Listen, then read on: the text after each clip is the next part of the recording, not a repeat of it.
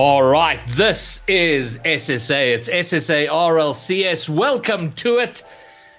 Is there a more interesting region in the world than SSA Rocket League? Right now, I challenge you to find it. And we're going to get things kicked off with the obvious, and then we're going to focus on banger competitive Rocket League today. The last 20 hours have been very interesting, to say the very, very least. The result of all of this is that one of the top 8 teams, Young Money Clan, have been disqualified from regional qualifier number 3. And they were in the top 8, and it does mean that there's been a change up to today's bracket. We'll get to that in a moment. And we're posting in chat now. If you haven't seen it, there has been a competitive ruling by the powers that be, which outlines why the disqualification's happening and all the reasoning there. If you haven't seen it, the link is being posted in chat now. You can go and have a look at it.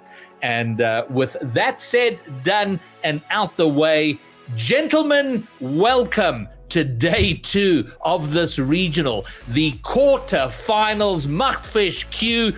Machtfish, let's start with you. Here we are. One way or the other, we're going to have ourselves some bangers. It doesn't matter how we got here, it seems. It only matters that we're here. And honestly, while I am a bit sad about the way everything happened and the past, 15 or 20 hours, we can't change anything about it. Now we just have to get on with it, and that's what we want to do. I'm just a bit sad that we got robbed of a very, very good potential grand final for a 3rd time in a row. But that's all I'm going to say about the obvious elephant in the room. The other 3 matches are still going to be quality over quality, and all 3 of them have got a lot to play for. Absolutely. Well, that's how we should have a look at Swiss, and it kind of gets some idea of how we landed up where we are, and then we'll get to the bracket. There it is, the crazy graphic with all those delicious logos out there. And yeah, it was kind of interesting, Q, how it all kind of played out. But for me, the standout performance was owned, and I gushed about them a lot yesterday. My kind of favorite SSA team right now, a team on the rise and doing very, very well to find themselves in their first top 8.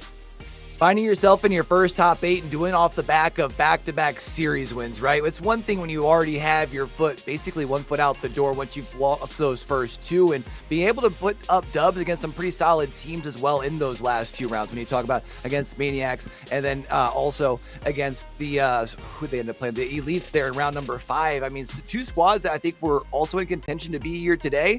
So, I mean, for them, good momentum going today. I think another team I'm looking for as far as the momentum with how their Swiss ended is Team Bonjour, able to kind of drop their first one to Limitless, but then kind of go on the roll in the back end of their day. This is a big time for SSA teams in our top 8. I'm excited. Yeah, and Magda, we've got Bonjour and Schmongolia making it through, which is really, really nice to see. And then 77 Blocks. I mean, I know it's a team you kind of probably know more about than I do, but they seem to have been getting better and better as things have progressed. Yeah, they've been getting quite good. I think every time they made it 3-1, or last time they made it 3-2. This time they made it 3-1. It's a slight improvement on their end, but it's also against some good competition. They've beat Mongolia in that deciding series. They did play well against a owned esports that, as you said before, is now on the up and up. So 77 Blocks, they do have that potential in them. And speaking to Twinzer yesterday as well, he was like, yeah, we can, with how the bracket looks today, we can actually make a grand final. And what's been interesting to me is that with the inclusion of all these new teams who are now playing, it has made it more interesting in that SSA top 16 has been relatively predictable in terms of your top 16 and then going into your top 8 who would make it, whereas now we're seeing a bit of a seesaw. A team like Elites, they made it through top 8 in the first regional, didn't even make top 16 in the second. Now they make top 16, don't make it top 8 into top 8. So Q, that's at least it's a lot more interesting than it used to be. Yeah, it seems to be a product of the format for sure, not just in SSA. I mean, it's kind of something we're seeing across the board in RLCS. And while I know that there's some debates, again, across the board as to whether, how fair that is or how much that kind of gives us that normalcy at the top, it is giving us the product that I think they were hoping to give the viewers towards the end of qualifier number 3, which is that there's still quite a bit on the line. Maybe a little bit, not as much now with some of the unfortunate situations that have happened here in SSA, but we still have a bunch of teams that still can make a play for the rankings heading into Split 2 here in qualifier number 3. So even though maybe the top spot's locked in for LAN, there's still so much on the line today, and that's a lot thanks to the format. All right, so that's pretty much how Swiss played out, and it brought us to this strange-looking bracket, which you're about to see right now. Quarterfinals are your top 8 teams, but with the disqualification, it does mean that Limitless have been given a bye, and they go through to the semi-finals. So that means 2 things. One, it means Limitless have a day off, and secondly, it does mean that they are locked in for the major. They will be representing SSA in the Copenhagen major, but it does leave us with 3 best of 7 quarterfinals to play out. We will be broadcasting the matches going from bottom to top. So starting out with Bonjour, Mongolia, and then Astronic 77 blocks, and then Next and Owned Esports. So and some pretty good matchups over there, but worth pointing out, Mach, that Mongolia cannot for love or money avoid Limitless in a semi-final if they are to win their quarters. If they are to win once more, it would be Limitless waiting in semis, and sort of down due to their own demise because they forced Limitless to reverse sweep them in the Swiss stage. True. It's quite intricate how they actually got here, but again, it's unfortunate for Mongolia, but that sets up already that we most likely are going to have one more remote versus native sort of grand final that's being set up in the moment. And I mean, honestly, we are always questioning for Mongolia or Bonjour who's really number 2 of SSA, who's number 3 of SSA. Well, this is it, lads. We've had one fixture already of this, but now best of 7. This is to decide, Pri, who can be that first hunter of Limitless. Yeah, and Q, I mean, as we see the team comparisons coming up there, and relatively, I mean, a lot of similarity between the two. But for those who are not aware, we have Guns playing for Guns on the Mongolia team. But up until the day before signups opened for this season, Guns was on the Bonjour team. He retired. They got Skill Steal, and then he unretired, but it was too late, so he got Mongolia. So it's a bit of a weird kind of setup and arrangement, and I wonder if he is the factor or not. Much has been said about Guns, but Skill Steal, I mean, he was driver of the day yesterday. What a magnificent job he's doing for Bonjour. Yeah, it's definitely interesting because the way that things were looking at the beginning of the season, I think a lot of people were seeing this Bonjour roster to kind of be that second behind Limitless, right? And then you have the changes, and there's now all of a sudden been this debate, and Guns today gets to finally put, I could say, maybe a little stamp in that debate, depending on how things go today. You can even see, as far as we talk just the team comparison, but even the player comparisons broken down team by team, a lot of similarities across the board. I expect this thing to be an absolute banger today, Gabe. Graybeard.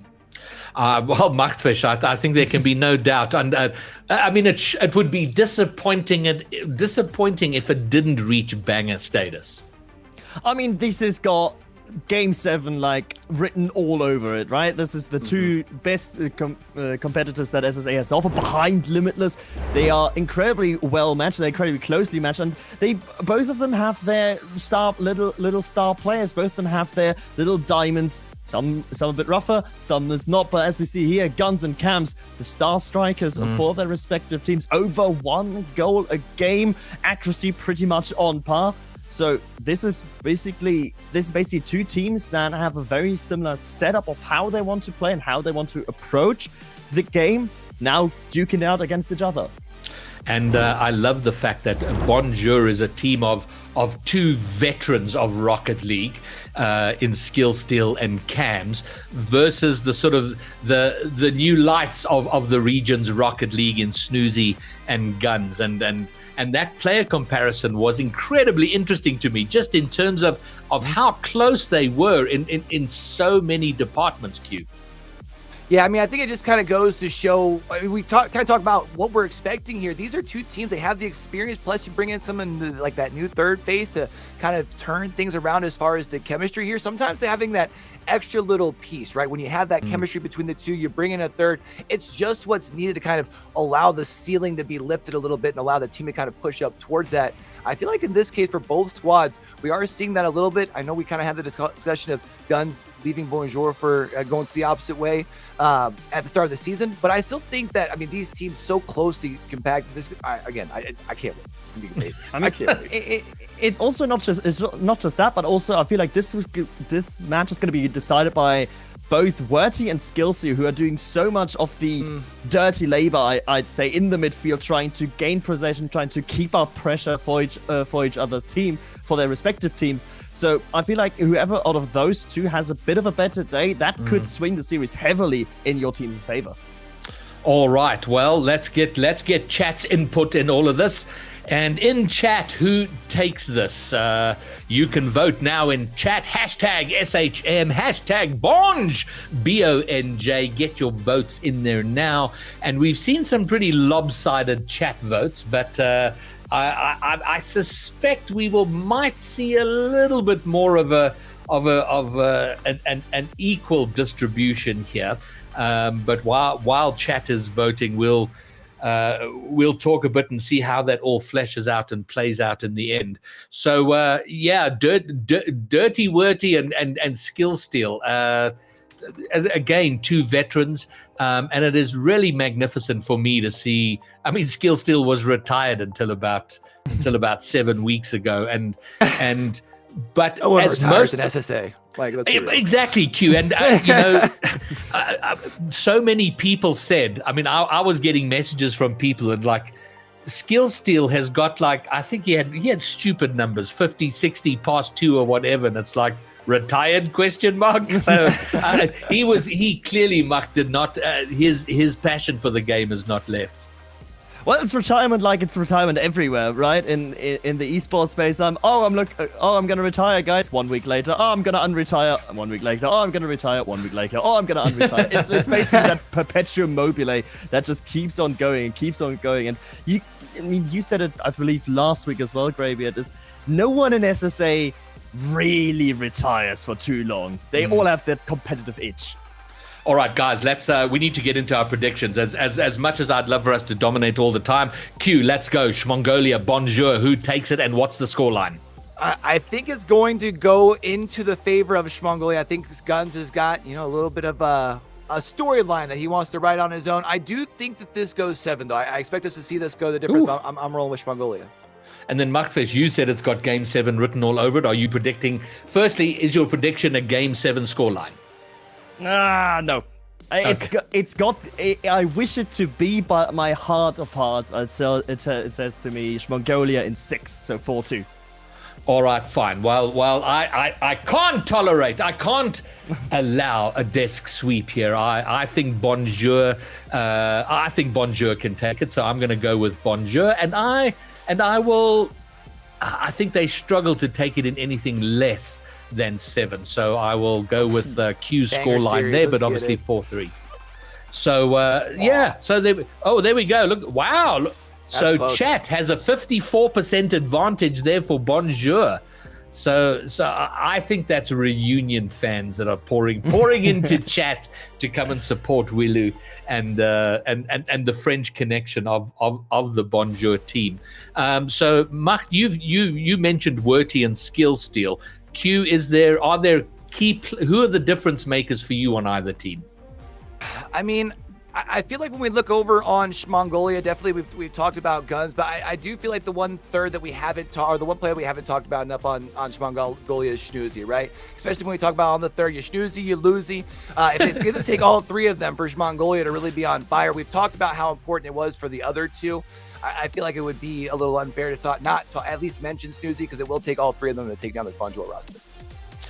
All right, and does that? I mean, Mark, you mentioned Skill and Werty. Your assessment? I mean, it takes the entire unit. We're in top 8.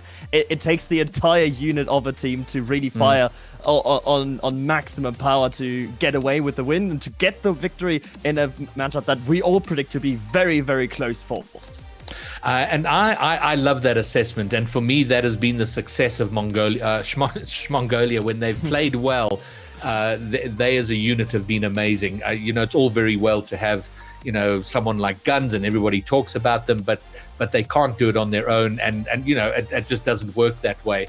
And for me, in qualifier number 2, I saw a lot of that in terms of the linking up between Snoozy and Guns, and Werty just felt like such a solid corralling of his team, and kind of being that older mentor of like, guys, this is what we do. So if they do that, then my prediction could be well underway. But the big key player for me on Bonjour, Cams is just fantastic. So if he can come to the party, we are gonna have a banger. But we are ready to get into the game.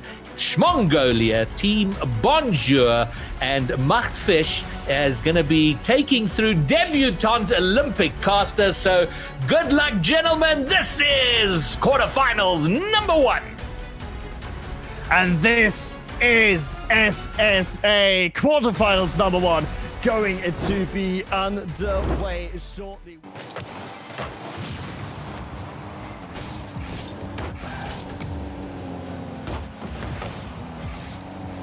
Making his RLCS debut.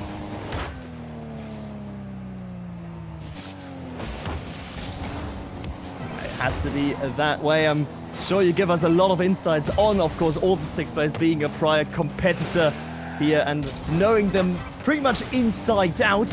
But for now, what's your feeling on the series? Did we waffle a lot of unfactured facts, or unfiltered facts, or rather unfacts on the desk?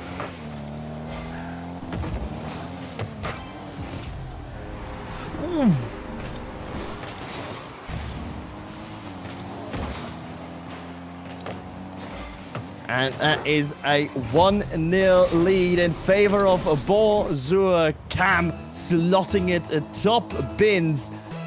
With that, Bonjour an early start. And, we have to say one thing. It's that the technical problems don't seem to leave Mongolia, as they have to play with a Guns who's lost one of his RAM sticks, only has 4 gigabytes of RAM remaining, if my informations are correct.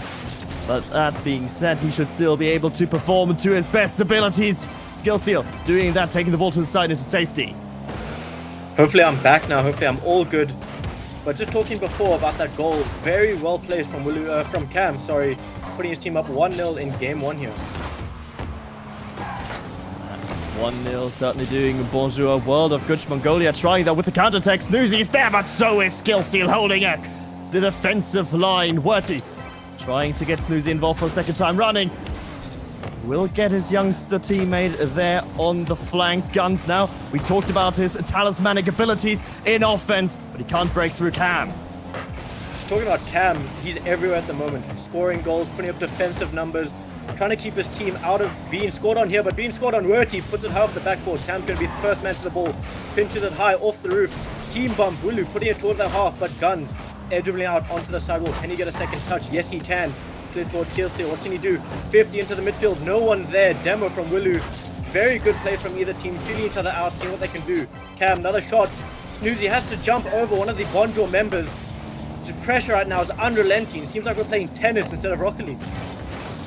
Pressure unrelenting with a quick back and forth.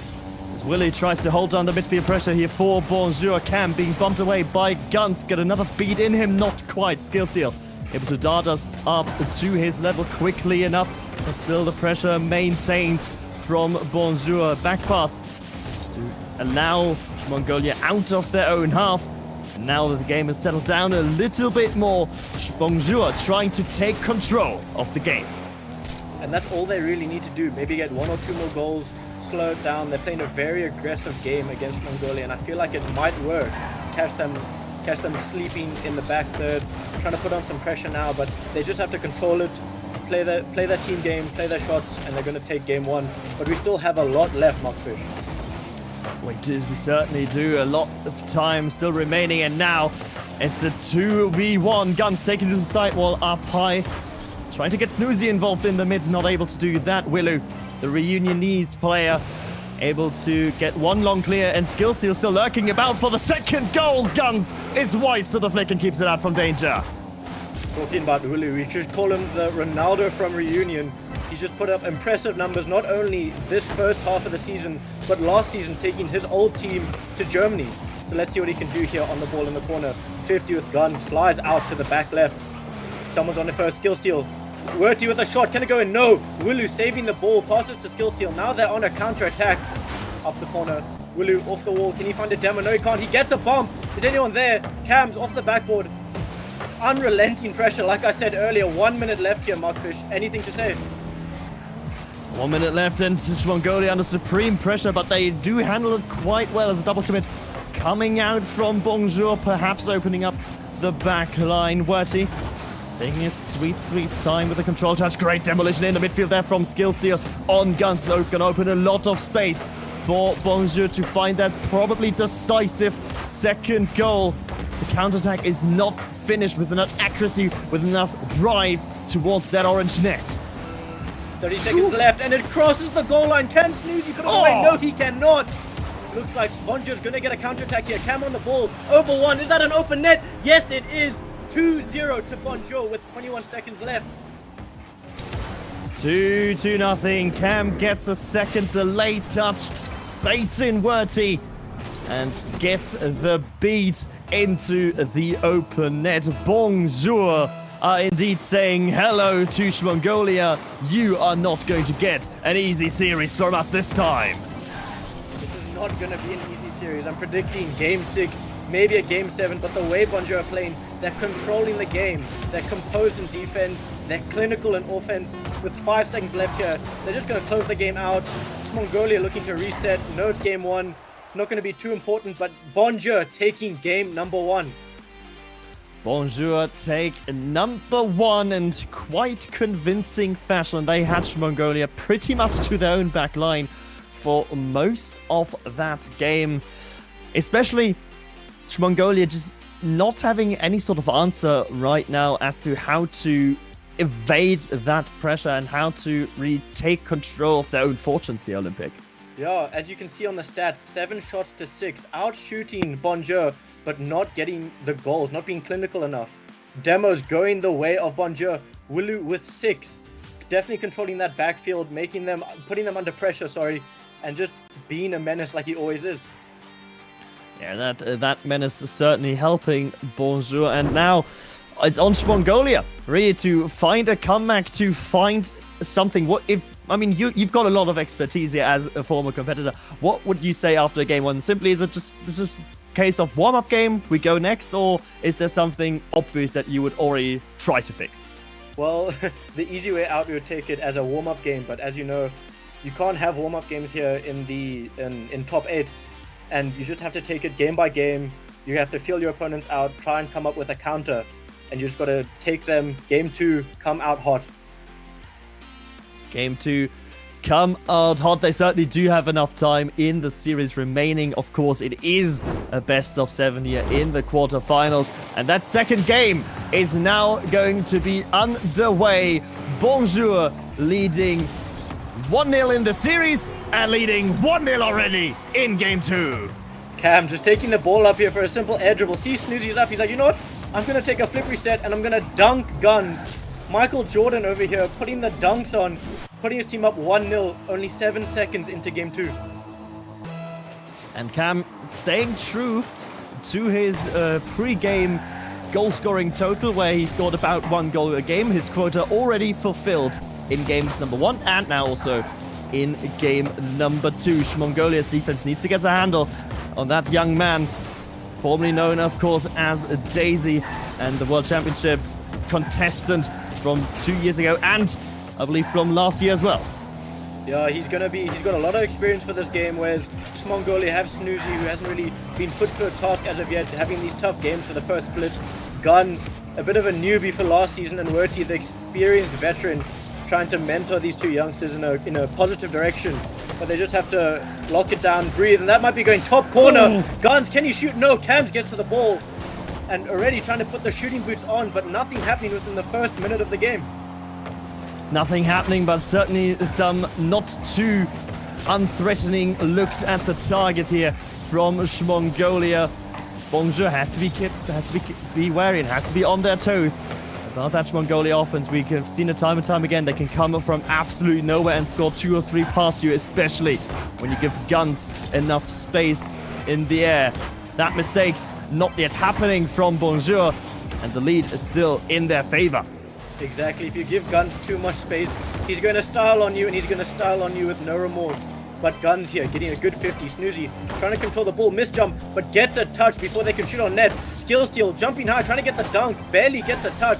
Guns trying to be the first to the ball. Willie drops down. Guns to the sidewall. Can he get another touch? Pops it high over Guns.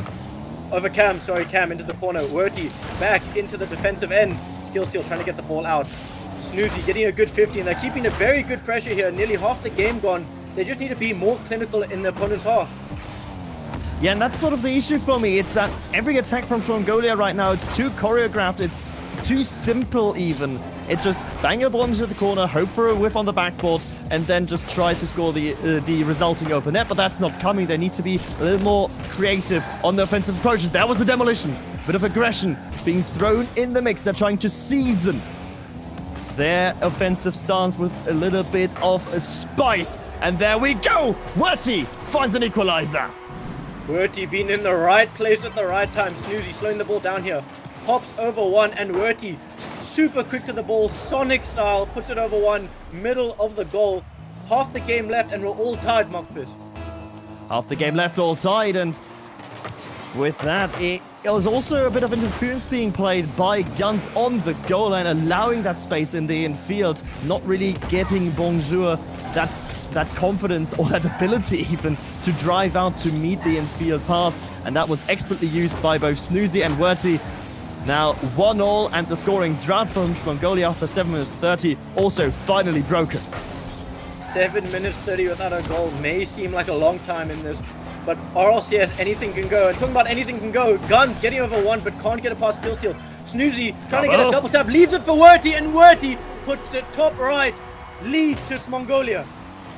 And apropos of nowhere, there's the lead. Snoozy at the last second gets called off by Werty, who just has an easy shot in. And that's the sort of creativity I was asking for. That's the sort of creativity that we needed to see from Mongolia. Mixing it up and then scoring from it. Kickoff goal perhaps here. No, Guns only hits the post twice. And against a team like Bonjour, you can't be choreographing your plays like they did in game one. Coming through here with a double tap fake to score that leading goal. You've got to be a bit unpredictable, a bit creative. And talk about creative, is he going to fake this? Yes, he does. Leaves it for Guns, and Guns puts it in the face of Cam. Willu now going on a straight counterattack over one. That might be in. Can they get a read? A double touch from both players. Cam's high up, tries to chip. Werty's got no boost, gets dunked. Very unrelenting pressure right now. Willu, another shot. Can they do anything? Fakes out Guns, but Snoozy cleared it away. Guns going to be first here. Low boost for him. Gets it past Cam. Can he do anything with the ball?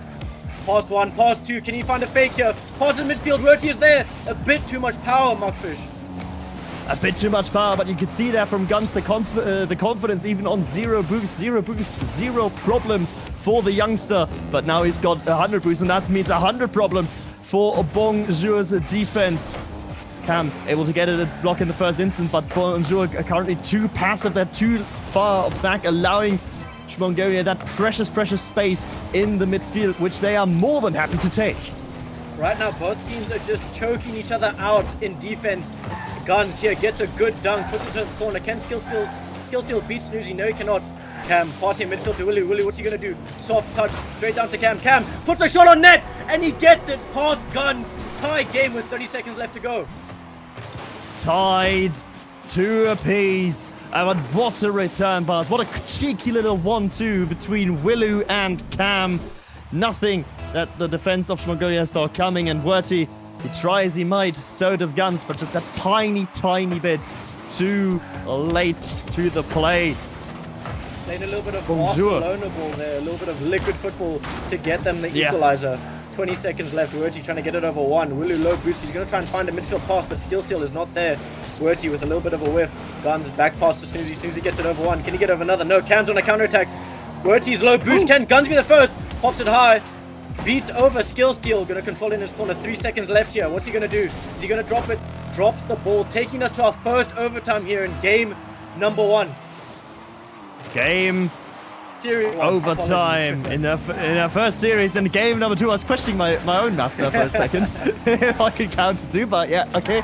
We got it. We can count to 2, and we can count to 1. The first overtime, and no kickoff shenanigans happening here, which is of course good to see. But Guns already there. Skillsy has a difficult read to make, but gets the read and the recovery to buy his time and buy his team a lot of time to get back into position. Gets the clear eventually. Willu pinch central. Skillsy is still there, but the angle is not. Hey man, don't question me about my math. I'm a rocket player, not a mathematician, okay? Aren't we all? Aren't we all? We don't need math, we just need to talk. We don't really, but Guns, just talking about Guns right now, he's been putting on a clinic game 1 and game 2, just being the catalyst for his team.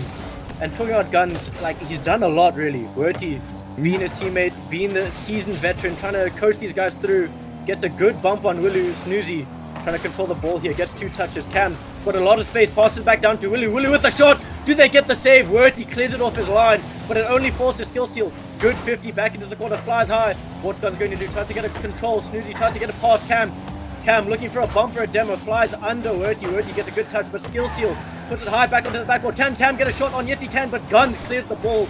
Willu puts another shot, and is that going to trickle in? Yes, it does. 1 minute and 26 in overtime. Bonja take game 2. The defense holds and holds until it does not. Willu just puts a cheeky little roller on target. Snoozy thought the bang to the top bins was coming, but alas, it was not to be. And Bonjour take the second game in a row here in the overtime. A much better showing from Mongolia, but still not enough bite in offense. Not enough bite in offense. They had that great unchoreographed play with the fake double tap falling to Werty.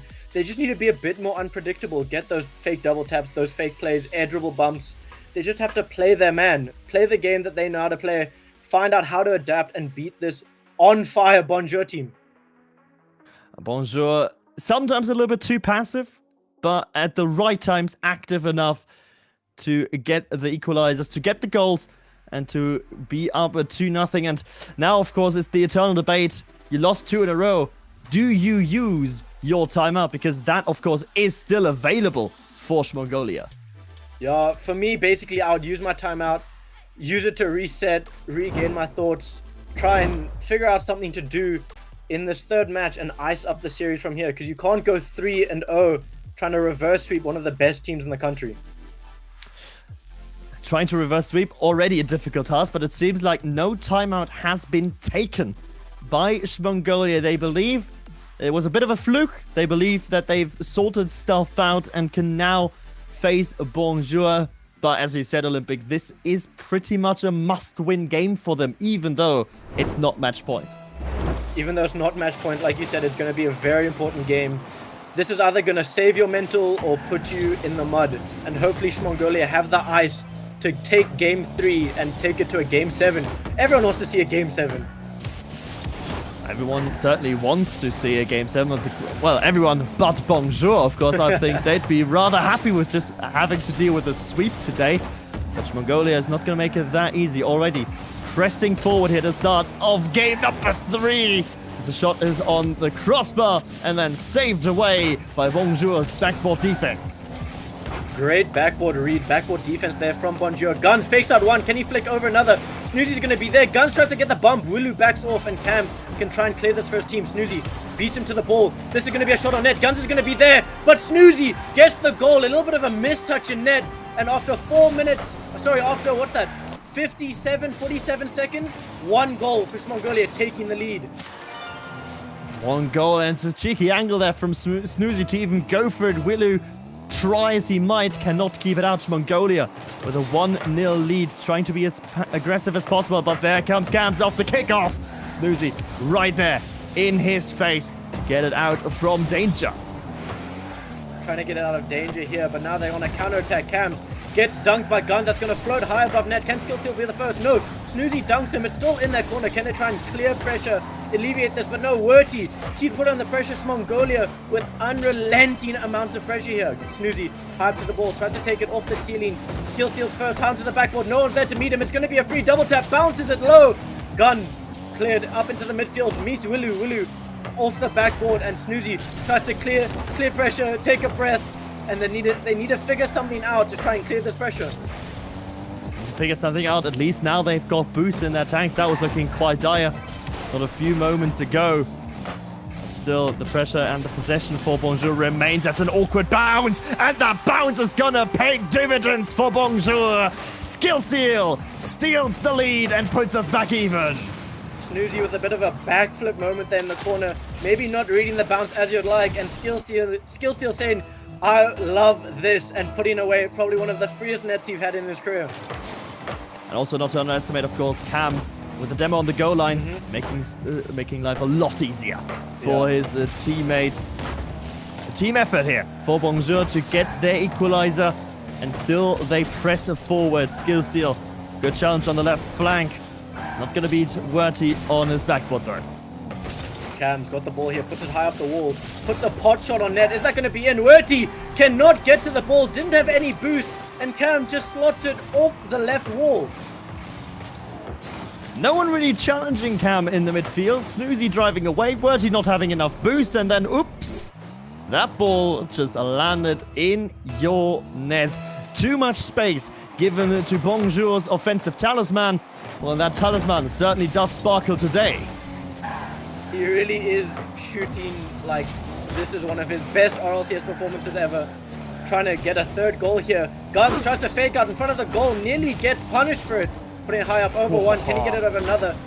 Behind Skillsteal. Snoozy leaving the ball for his teammate Werty. Snoozy trying to put it over one. Skillsteal passes it mid. Cam gets another shot on net, but it gets blocked. Free on the backboard, passes to Cam, but no. Guns trying to get a counter-attack here for his team.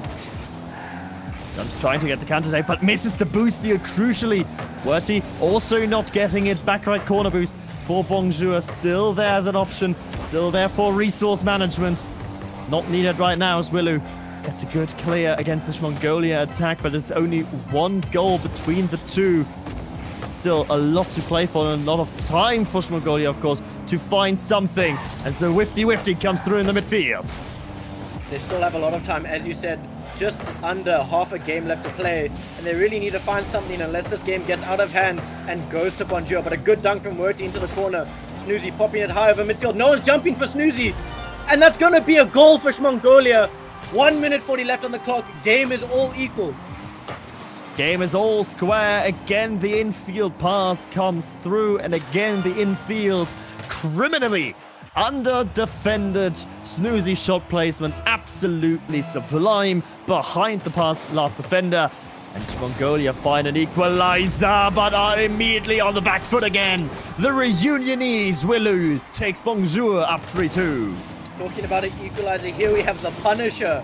A little misplay from Werty off the kickoff, can't get to the ball. And Hulu just slotting it bottom left. Good slot, a good follow off the kickoff, and all of Mongolia's hard work certainly undone within seconds here by Bonjour. Now still find themselves in the leading position, and Cam's going to ensure that that lead holds on for just a little bit longer.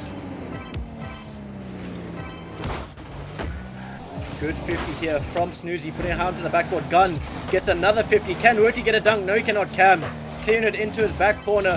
Snoozy finds the ball, finds a shot, but it gets met by Skillsteal. Guns with a bit of a misplay. Back to Guns. Snoozy to Guns. It's a 1-2. I don't know what's happening, Mark. Just not really sure. The players unsure when to take the shot, when to pass to a teammate. It's almost like the team approach that they are working on so well with a lot of these infield passes is keeping them back from just taking a quick little shot at target to get themselves out of awkward positions. And I seem to be caught in quite a few of them on the offensive half as time is running away, trickling down, and now Cam is going to make it even harder to come back. Cam looking to put the final nail in the coffin here in Game 3 and looking to put this game on series point. Great slot there from Cam, putting it above Werty. 36 seconds left. Do you think Mongolia can come back from this? Well, it's not impossible, but they would need to score relatively quickly and then have a great kickoff. That pre-jump from Guns is absolutely filthy, and it enables so much pressure here. Snoozy coming in, finding the angle. That's the quick goal Mongolia needed. What a pre-jump from Guns, as you said, gets it over one. Wulu's a bit awkward in net. Barely has time to land, barely has time to think about what Snoozy's put on net, and now it's just a 1-goal game. The comeback is alive. Comeback is alive for Mongolia. 20 seconds, Bonjour's defense has to hold. It's a good little pinch there from Skillsy. Just keep the ball up high for Bonjour. Keep the ball as far away from your own goal as possible. Willu and Skillsy doing exactly that. Werty finds Guns though in a bit of open space. Willu denies immediately. 2 seconds left here. The clock is going to hit 0. Can they keep the ball up? Yes, they can. Guns taking it high up. Can he get a flip to keep the ball up? Ball drops, and game 3 of our first series goes to Bonjour.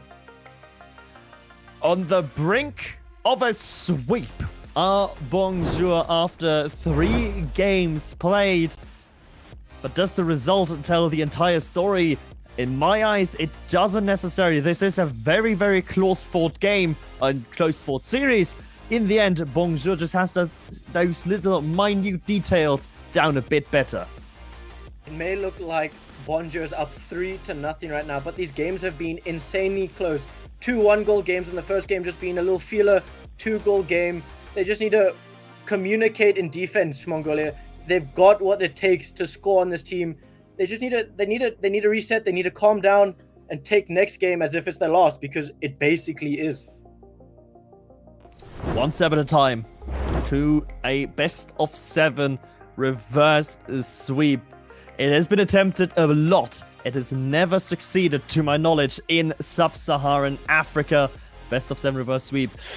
And that's a feat of history that Mongolia have to take here. Again, no timeout being used by Mongolia. It's a decision I'm not too fond about, Olympic. It's a little bit of a head-scratching decision, if I would say. You're 3 games down. You can use your timeout to take a breather, take a break, talk as a team. But I think they're just going into this. They believe that all of these games have been unlucky so far. I'm talking about unlucky, nearly getting scored on within the first 10 seconds. But they've got a great counterattack here. Guns looking for the dunk, nothing coming to fruition. Cams gets it over 1, gets it over 2. Snoozy's alone in the back corner. Will he be first to the ball? Yes, he will. Trying to get over 1. Werty touches it to corner. Will he get another touch? Demo on Snoozy onto the backboard. Nobody's there. Guns pushing a bit too far up. Trying to get something within the first 30 seconds. They're coming in hot to this 4th game. Coming in hot, of course. Nothing to lose now for Mongolia. You're already believed to be down and out. Maybe they can work some witchcraft though, but Cam looking for a bump, and that bump displaces the defender, opening the path for Willu to strike. I don't know if it's going to be a bit too early to tell, but I think we have to get the broom emojis out in chat, because this one is either going to go very well for Bonjour. It's going to be another tight game. It's going to be, most likely it's going to be another tight game. I mean, pretty much every game apart from game 1 has been very, very hard fought over. But Skill Seal is not going to be fought over at all. He's given too much space, and the veteran knows how to use it. It seems like this may be the beginning of the end for Mongolia. Not taking those timeouts might come back and bite them in the bum. 2 goals down within the first minute against a defense, against an experienced roster like Bonjour is going to be a tough. Willu putting another shot on net, and talking about Bonjour, 3rd goal in a minute.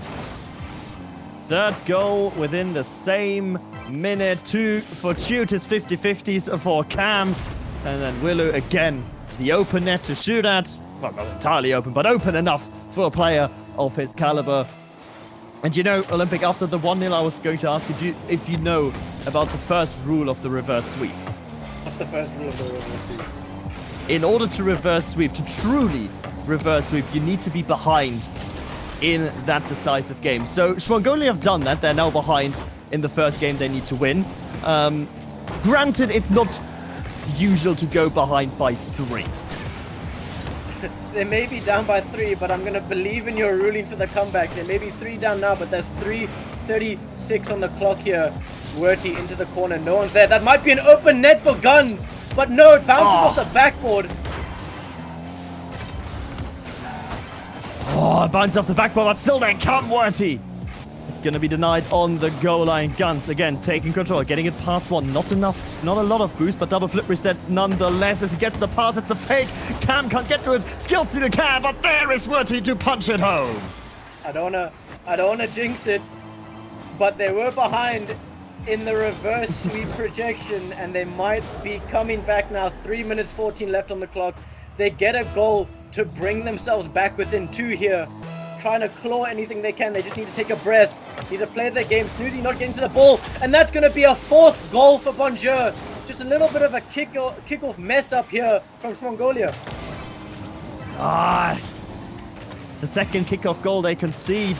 And it's second time that the follow from Mongolia has been very aggressive. And Bonjour has been able to punish exactly that. Maybe a bit more of a conservative follow here. It's great 50-50. From Skillsy, but at least no kickoff goal conceded by this Mongolia side as Guns is drawing up 2 defenders here from Bonjour. After playing against both of the teams recently in scrims or in matches, I have to say these have to be the 2 most annoying teams to play in playstyle-wise. Both ball chasey, both not getting off the ball. And I think Bonjour just perfected it a little bit more. Ball bouncing off the post. Cam starts to get a shot, puts it over Guns. And they're 4 to the good now with nearly half the game gone. Wow, that 50 though from Skillsy in the opponent's corner. Absolute and utter filth. He gets a pinch on it still on target. Makes it hyper awkward for Guns. And the only thing he can hope for is a good little flick up high. And that flick simply not coming his way. But everything is going Bonjour's way. Guns. That was the wrong air roll, but it still worked out. Guns, I know Guns love scoring, but on your own net may be a bit too much. High off the backboard, skill controlled it. They just need to try and get anything here with like half the game left. Keep the comeback reverse sweep alive. Werty high onto the backboard. Cam hits it out. Still control of Bonjour. Big clear out by Skill Steal on the counter attack. Can Snoozy get to this ball first? Yes, he can. Clears it over 1, but only pass it to Willu. Willu to Cams. Cams doesn't get a shot. Can Werty find an open net? Bottom left corner. 2 minutes, 3 seconds left on the clock, and they're 3 goals behind, but they've got another one here. And finally, it's a confident challenge and a confident follow from Werty. Guns gets a good 50-50 there against Cam. Werty completely trusting that Cam will be beaten in that 50-50, just driving forward recklessly even.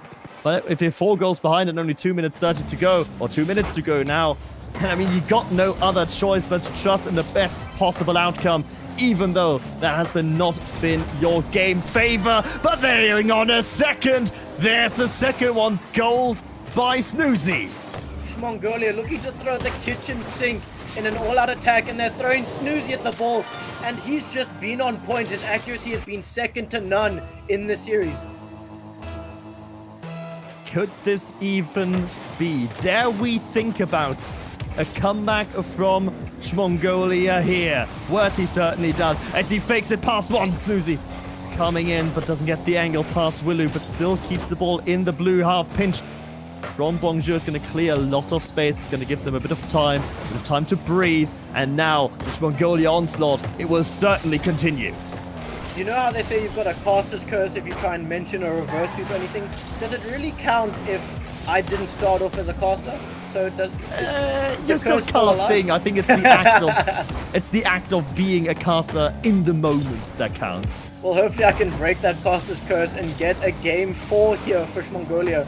Talking about Mongolia, Werty 50s skill steal into the corner. Guns gets met by him again, trying to get anything. 1 minute left remaining. Can they do anything? 50s after 50s. Guns, can he beat the player? No. Cans get it over 1.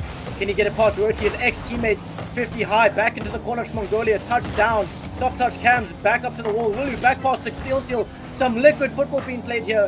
Snoozy missing the ball, but Guns keeps it in his own corner. Unrelenting pressure. It's an open net, but it goes awry. Goes awry, but still there's an opportunity. Now the counterattack from Mongolia. That's a great little bump on Guns, but it doesn't matter. He still gets a shot off Cam. is rightly positioned himself in the center of the net, ready for the save, and that might just be the winning save for Bonjour. 20 seconds left on the clock. If they can't get a goal within the next 10 seconds, it's not going to happen. Skill steal, puts it high back up and trying to control the ball here. 12 seconds left on the clock. Good 50 from Worthy, keeps it in his half. But they need to find a goal now. Pass out to Snoozy. Can Snoozy find a goal? That's goalward, but it's off the backboard. And with little time left, Bonjour takes this game in a sweep. Bonjour will take the game, and maybe Guns can still find a double tap. Some plastic surgery on the result, but alas, he cannot. Bonjour take an emphatic 4-0 sweep over Mongolia. But let's be honest, Olympic, this series was a lot closer than the 4-0 might say. This game definitely wasn't a sweep. It may show a sweep on the scoreline, but both of these teams played their heart out. Mongolia fighting back, getting the lead once this whole series, but they're fighting back from every single point of the match in any game, and they really were putting their hearts on the line for this game. Unfortunate how it turned out, but congrats to both teams for how they played, leaving everything on the field. Congrats to both teams. Indeed, everything left on the field. In the end, I think just a bit of on-the-day performance being in favor of Bonjour. A few bounces, a bit of 50-50 wizardry being done by Bonjour, and that's all that it needed to go their way. They swept Mongolia, and I think let's get Grabiot back into the fold. Ryan, how did you see this one? So my question, Guns has been plagued by technical issues. I think it was Regional 2 or whatever. There were disconnection problems. And then earlier today, there was a tweet about his PC being dead when he turned it on. And I don't know if he got it working or if there was a plan made. But I don't know, Mark, well, let's start with you, Olympic. From what you saw, did that seem to be plaguing Guns out there? Was he below par in his performance? Honestly, from watching Guns there, he was a magician in offense. He was a magician in defense. It was just a bit unlucky, a few missed touches here and there, but I don't think he was plagued by any hardware. He may use that as an excuse down the line if anyone asks him about it, but I believe he played with his heart on his sleeve, and he shouldn't come away disappointed with this loss. All right, but Machtfish, there we go. The desk was fairly confident. I mean, no one predicted, no matter the prediction of team, there was no sweep involved here. But that is a surprising result. Firstly, Bonjour taking it is a bit of an upset. Taking in a sweep, that's a huge upset. Taking in a sweep is definitely a huge upset. But again, if you look at the series and look at the individual games, I think the only one that Bonjour can really claim as dominant was game number 1. 2, 3, and 4 are both incredibly hard fought, and especially in 4 where Bonjour had a bit of fortuitous kickoff wizardry on their side. 2 kickoff goals scored. If they don't score those 2 kickoff goals, that game could go very open because they also came at like good points. It was a quick second goal and then a quick fourth goal, so they always came sort of back to back, which certainly didn't help the mental of Mongolia, I feel. All right, well, Bonjour have put in a day's work. Mongolia are now off for the rest of the weekend. Bonjour will have more work to do tomorrow, where they get to meet up with Limitless in our first semi-final.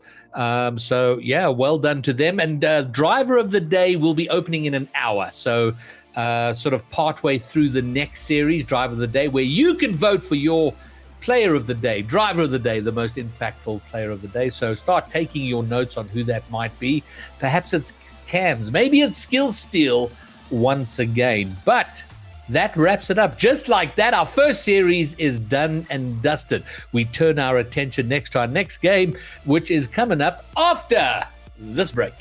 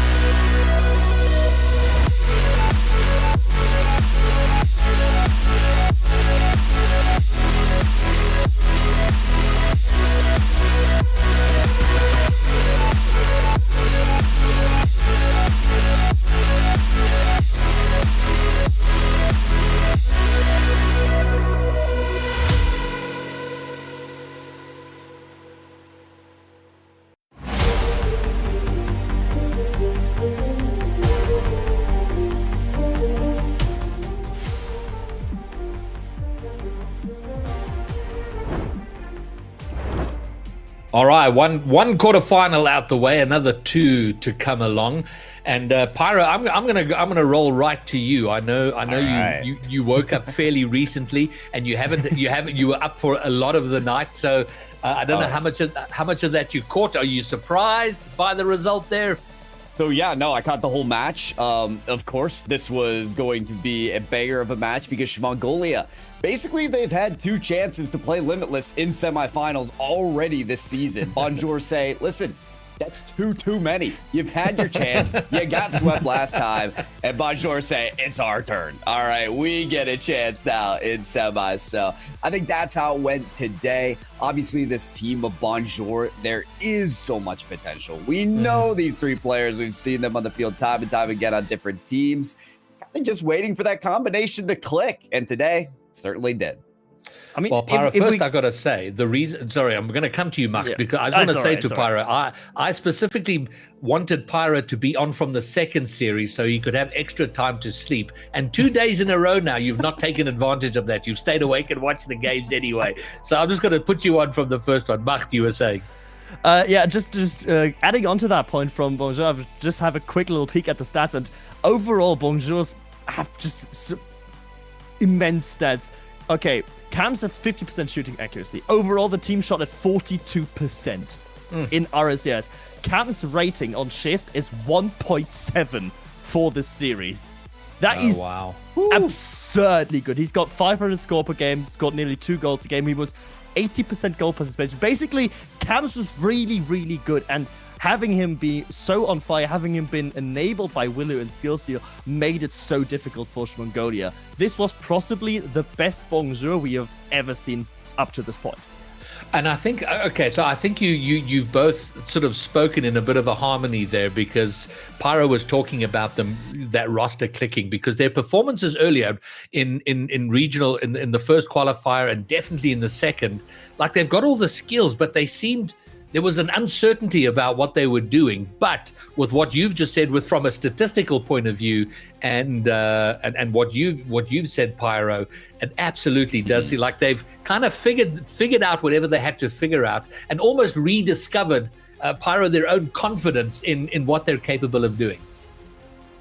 It is a rediscovery, and it's a new, clean slate, I think, for Bonjour. I do want to kind of take a moment to talk a little bit about Mongolia as well, though, because seeing them out, of course, we have this long break between splits now, so it's going to be a while until we see them again. This was a very different regional, I think, for Mongolia. They lost to 77 blocks in Swiss, whereas beforehand they had their number, and now they're taking a loss to Bonjour. I think people are starting to figure out Mongolia a whole lot better, right? Guns has really been that lethal component of the team. And when you take out the firepower, they start to have those jets cooled. So it was much more than that in different games, such as Game 4, which just ran completely away. But definitely people starting to figure out Mongolia. They're going to need to work hard during this time off the split to come back stronger in the next one. Alrighty, well, that's the series of the past, the series of the future. The next one here is Astronic versus 77 blocks. Astronic, of course, the roster formerly known as the Firehawks, and they've been fairly consistent. Mark, they've taken a game from Limitless. They've kind of been there and thereabouts, but now doing very well.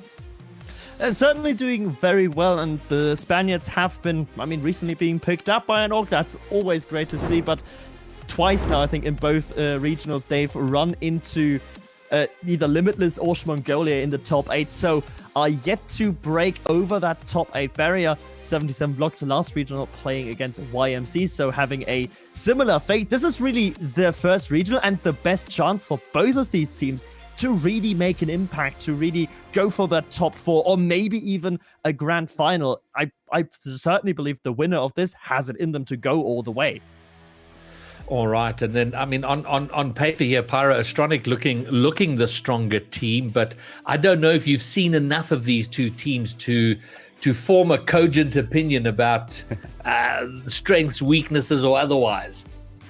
My whole thing is the head-to-head. Like, I want to see them match up against each other right now. For 77 blocks, their only losses so far go against Mongolia and YMC. Well, they've toppled Mongolia in Swiss, and now it feels like sky's the limit. You know, aside from YMC and Limitless, you know, they're kind of that number 3 spot. They can vie for that.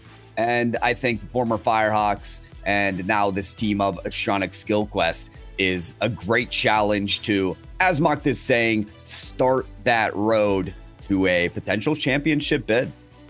And if I can put out an appeal, if these teams are planning to compete once more, if we could have images of the players, please, that would be fantastic. Because it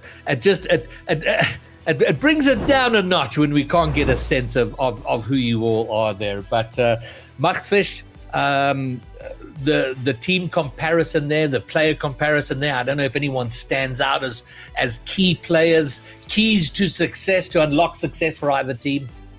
I mean, for Firehawks, I'm saying, Astronic. For Astronic, it's all about, I think, the unit. The 3 Spaniards, they are going for that more aggressive sort of play style. Very, very, like Olympic said about Mongolia and Bonjour. They never really seem to leave the ball alone. They always want to put pressure on you. They always want to put you in an awkward spot. But 77 blocks is sort of the exact counterplay that they like to soak up their pressure. They like to be in defense. It's that quintessential sort of German style of Rocket League. Let the opponent come to us, make a mistake, and then very effectively counter them. I think that's going to be the idea for 77 blocks for that to work. Twins are on defense, needs to be on fire. All right, well, let's get the voices from chat. The chat vote is now open. In chat, we want to hear from you. Who do you think is going to take it? Astronic, hashtag ASTR, hashtag 77B for 77 blocks. Let's get that chat vote going and underway. And then we start working ourselves now toward our own predictions. And Machtfish, since I finished with you in the last one, I'm going to come to you first in terms of so you've got opposing continental play styles there. You got the Germans soaking it up, and the Spanish on the other side bringing the fire. Which style prevails?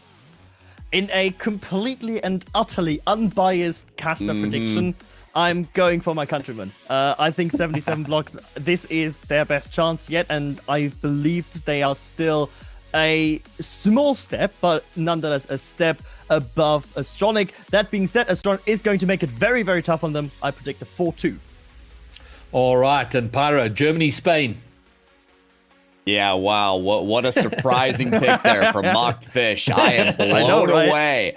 I have a truly unbiased opinion. That is the same. I, too, am going 77 blocks. I like what Bepik said. He was hosting Team Stream for Limitless the other day, and Byrachu is really coming alive for this team. So that's going to be the player to defeat. If you're 77 blocks, keep an eye on him. I think they can do it.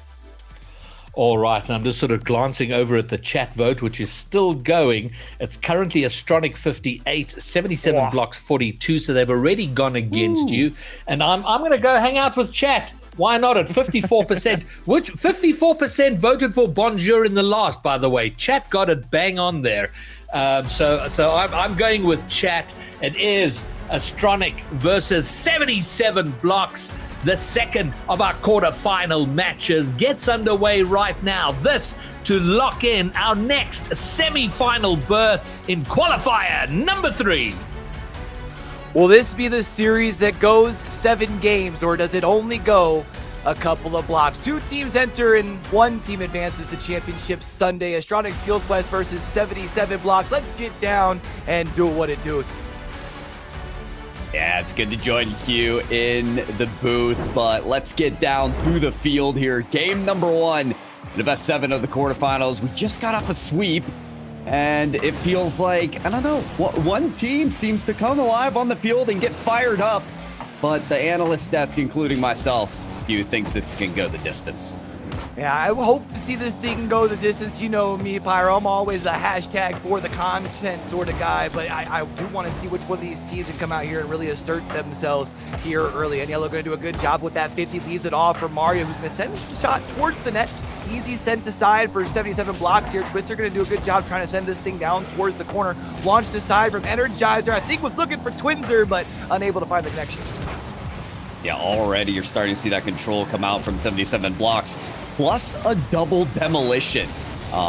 Really reigning supreme in the disruption game here, but Astronic staying alive, surviving for only so long as that ball trails towards the net.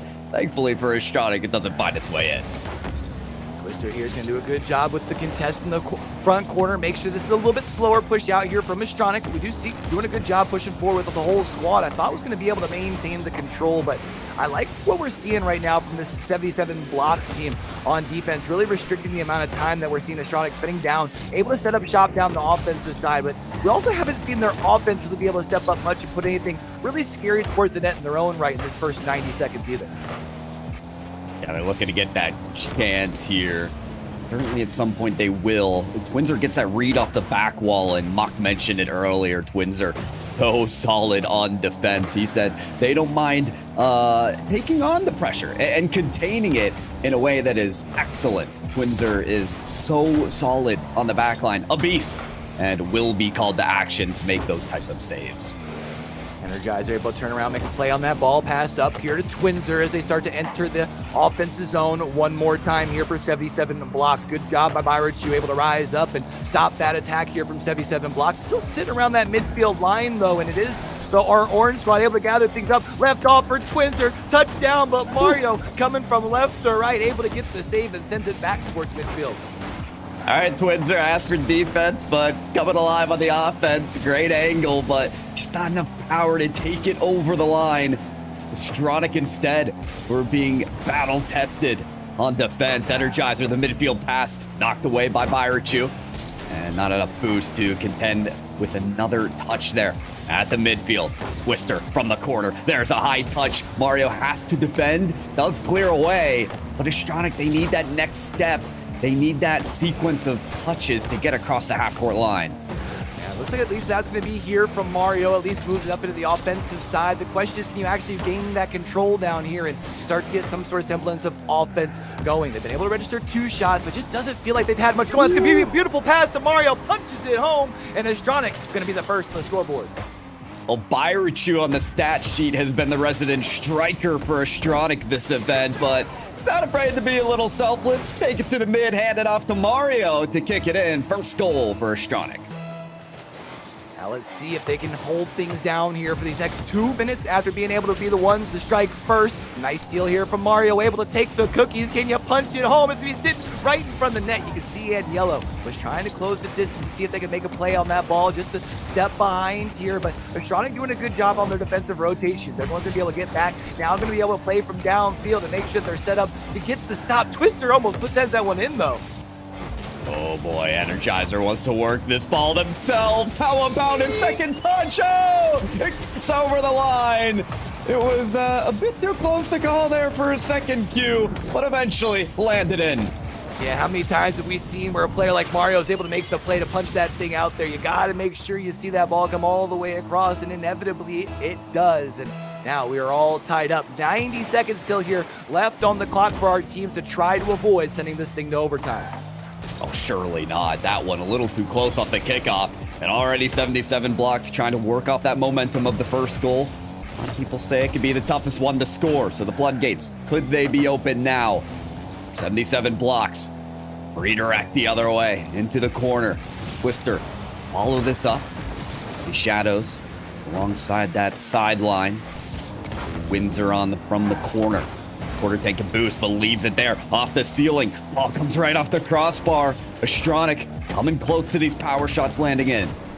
Oh, but a double commit over here in the corner from Astronic, and Twister's able to pick this pocket. Energizer was looking for the second touch. That would have been absolutely filthy, but a beautiful save to come in. This could be an opportunity for a counter-attack here. You see, and Yellow's going to make the play in the corner, garner the control, second touch, leaves it for a nice little pass to the center. Could have been big for someone to bang home, but the defense for Astronic already rotated back.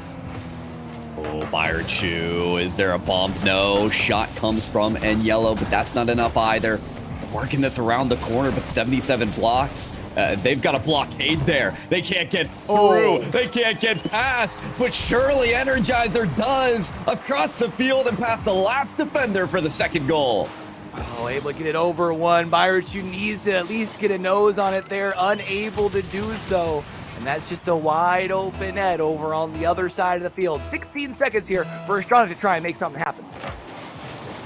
The kickoff's not going to go their way initially. On the corner in Yellow, a little bit awkward. Left it open for Twister, and off the demo. The lane is clear. The avenue secure. And game number 1 just about there for 77 blocks. And Pyro, while you can make the argument that it doesn't matter if you lose by an inch or you lose by a mile, it's still the same reflection on the series score. It does feel like this 77 blocks offense has really started to kind of figure itself out in these last like 2-3 minutes here. Really starting to kind of jumpstart alive, and this could be something for them to build on heading into games 2 and 3. Tried to get one for the road, but man, what a performance down the home stretch in game number 1 for 77 blocks. Is really the bread and butter for this team. They concede a single goal, and again, it's been the defense that we're highlighting from this team of 77 blocks. They get enough time to energize the Energizer as well. The hat trick on the game, 3 for 5 that time around, where normally Twister and Twinzer get the limelight. We're seeing the third instead come alive here in game 1. Yeah, I feel like sometimes that's what needs to get done, right? We saw early kind of the 77 blocks offense kind of, I don't want to say shut down because they were still having a lot of control, but they weren't able to find the back of the net. Maybe this was one of those situations where Astronic was coming out and game planning more for the Twister Twinzer combo, and the adjustments were made. Kind of going to be interested to see as far as for Energizer if he is able to keep this thing going and going. I will certainly see. The other thing for 77 blocks is they like to suffocate if they can. Yeah. They'll close the gap between themselves and the ball, no matter if they're on attack or defense. So Astronic, while they may like some of these solo plays or to try and contest in the aerial game, you saw their only goal come from that ground pass. They may need to leverage those type of team plays instead of just get quick challenge over and over again on those aerial encounters. Well, either we go into game 3 tied up at 1, or our squad of 77 blocks is already going to be halfway there when it comes to completing the sweep. We always talk about it. The good news is, doesn't matter what the score is, we roll that clock back to 5 minutes, scores back to 0. Let's get down and do what it do with game number 2 here, Pyro. And Yellow already with the start here. Trying to get things cooking here for Astronic. Gonna be Energizer instead from the midfield. And 77 blocks again. I think they're guarding a whole lot more possession than they're used to. I see this team on defense, but more time on attack. It means more damaging blows that can occur against Astronic. Byerchu says, not yet, not now. Our big send down to the other side of the field. Energizer already rotated back to field. This DC pushed up was Yellow with a little bit of contest in the corner, but only for a quick second. Energizer with a shot off the corner, pass off the corner. I think was looking for a teammate there in the middle. Unable going to be able to find it. Might see a little bit of an opportunity from Byerchu, but Twinzer doing a good job shutting it down. I mean, I told y'all on defense, Twins are the one to look out for. That was a 1v2. Tough situation to react to. But noticing the vulnerable position they're in, attempts to go for that quick challenge, right? Close the gap immediately, get the ball out of the danger zone. Really smart play there from Twinzer as they're here on the turnaround for the counter. The long clear that actually contests a shot. Byerchu already with a savior medal here, a minute or so into the game. And I don't know if you saw that, but Energizers are just about drop that down on the hood of Twister there in the middle, which would have been a huge opportunity for them to try and open things up here in game number 2, but they do still have the control trying to move things forward. Byerchu's going to be able to jump the passing lane, able to keep the ball down here for now, and followed up by Yellow. Buries this ball just a little deeper into the corner, but unfortunately, kind of like we've seen time and time again, Astronic not really able to set too much up down on the 77 block side, allow that pushing forward, which then just gives that control right back to the opposition. Oh, come on now. Let's go. Twister finds them on the downwards pass, the vertical angle Puts it on a silver platter for Energizer to get the 4th of the team. All 4 goals now scored by that player.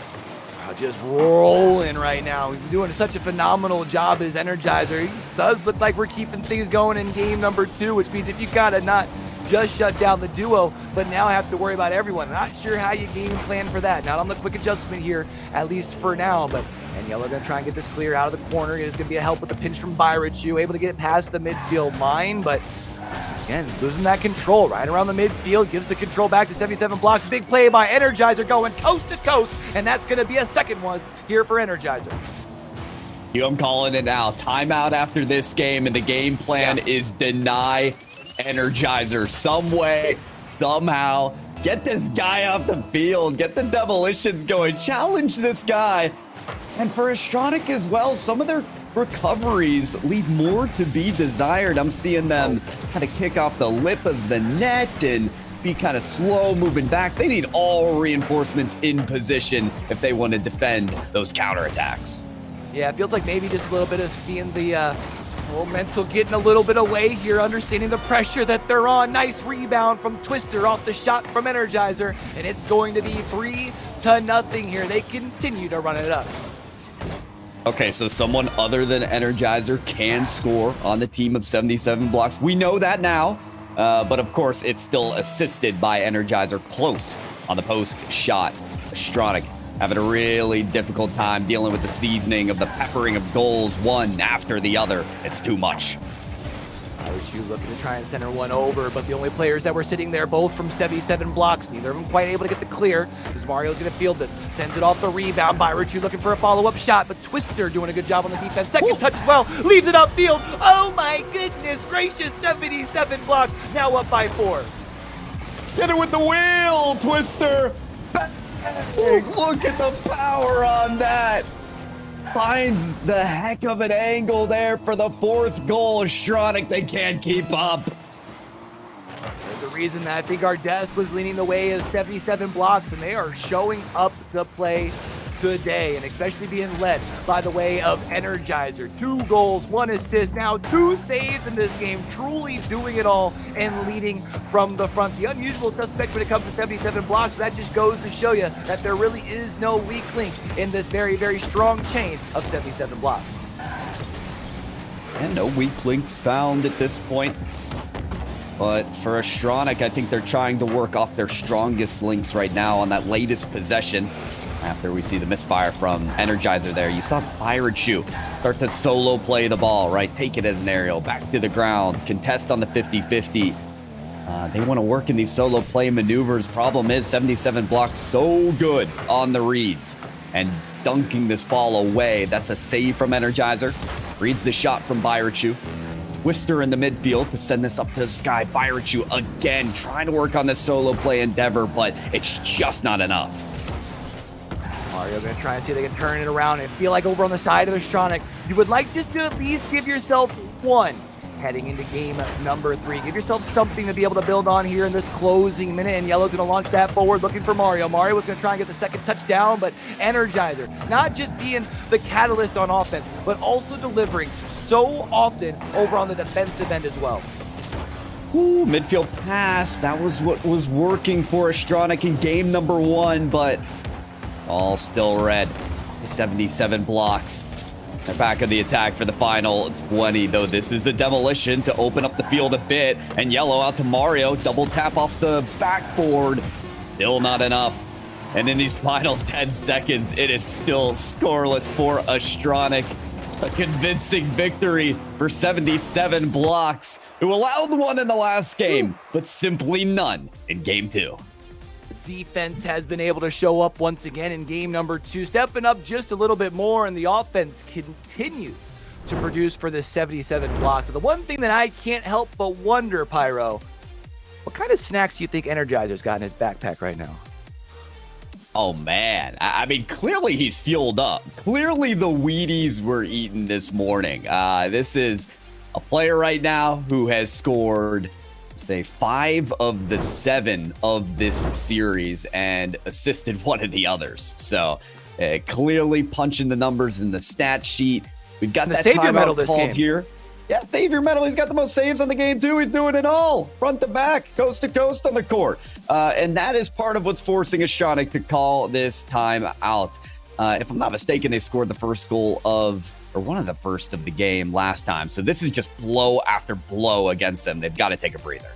Yeah, you've got to find some way to really pump the brakes here. Sometimes we see that the timeout is simply used to try and ice the opposition if you feel like your game plan is a good one, but it just hasn't found a way to produce. I don't think that's the case here. I feel like you've got to find some way. We've talked about it often. It feels like Energizers kind of had the ability to really run free on the field, and Astronic has paid for that, right? Maybe it's one of those things where Astronic kind of came in with that game plan. Twister and Twinzer, they're the ones we have to focus on, but 77 blocks has made them pay thus far.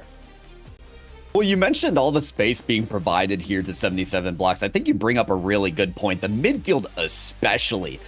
We've seen some lasers of redirects, passes in the midfield where it's a little too free. So Astronic, when the defense needs to work up to just a better margin, it kind of comes down to that midfield control. What are you doing to contest that area? Whether it could just be taking the midfield boost. It could be getting the bumps to go. It could just be quick challenging on these plays that 77 blocks are taking up. You know, that's where their lethality comes from, is the power shots that come from the midfield on the quick transitions. They've got to be quelled. All right, look, I know it hasn't looked super pretty for our Astronics fans thus far, but I've been the copium guy this season. Let me give you one little thing to hold on to heading into game 3. The timeout buff's real. So if we can see them come out here in this first 60 to 90 seconds and really flip a switch and at least, I think, hold their back end together, I think it's the big thing. Even if you're not necessarily loading in a bunch of goals, but your defense is looking stout, that's what we got to look for here to start game number 3. Oh, we'll see if we get to it. The start of game number 3 is here. Adjustments needing to be made here for Astronic. I don't think we saw a timeout in that sweep in the last series. So, like you said, timeouts, at this point, they can't hurt on the day. As we get things going here in game number 3, 77 blocks with a goal differential, let's say, of about 7-1. A lot to work against here for Astronic. You got to find something going here. The good news for Astronics, they've at least got possession of the ball here. Nice little passing play from Byrochu, looking for Mario, just unfortunately doesn't connect, and Yellow does a good job with a 50. That's a good touch from Mario to leave it in front of the net, but everyone had already started rotating back towards the defense. Nobody was able to capitalize on that touch here. Big clear coming in from Energizer off the pass, and now going to be able to field this thing off the corner, looking for the second touch, but in Yellow, able to shut him down. Look at this, everyone from Astronic so close to the goal line. When the ball gets batted off the backboard, no one's really there to follow it up. So much space still being provided to 77 blocks on these attacks. And an avenue created as well off the demolition of Mario. Shot taken there from Twister. Bounces on the goal line. Mario there just in time. Peeling out the play, though, is Twister as Twinzer put it right in position for the shot. Yellow finds it around, but 77 blocks, as we mentioned before, suffocating on this possession. Now trying to flip the script here. Here's Mario, second touch. I think was trying to leave that a little bit more towards the center. Would have left a big opportunity for one of his two teammates. The good news here for Astronic, I was going to say you could potentially shut things down, at least keep the ball up in your half. But instead it's Energizer over one, and Yellow going to be able to send it aside. But Twinzer doing a good job making sure that they're not able to get the clear with that 50 in the corner. Oh, but it's over one. Byrochu has a one-on-one opportunity, but Energizer not only again stepping up on offense like we've seen, but defense this time as well. Oh, credit to Byrochu here on the save, the double tap save. On the other line, I was going to credit him as well because they're in that 1v1. They set up the 50-50 for the follow-up shot to occur. Tries to find the bump afterwards. But with all that work still being done from Byrochu, there's still not that opening. Flick comes through, but that's a bit high. And Yellow works for the pinch pass, but Twister has that taken care of. Again and again, 77 blocks. They have a response against whatever Astronic puts up.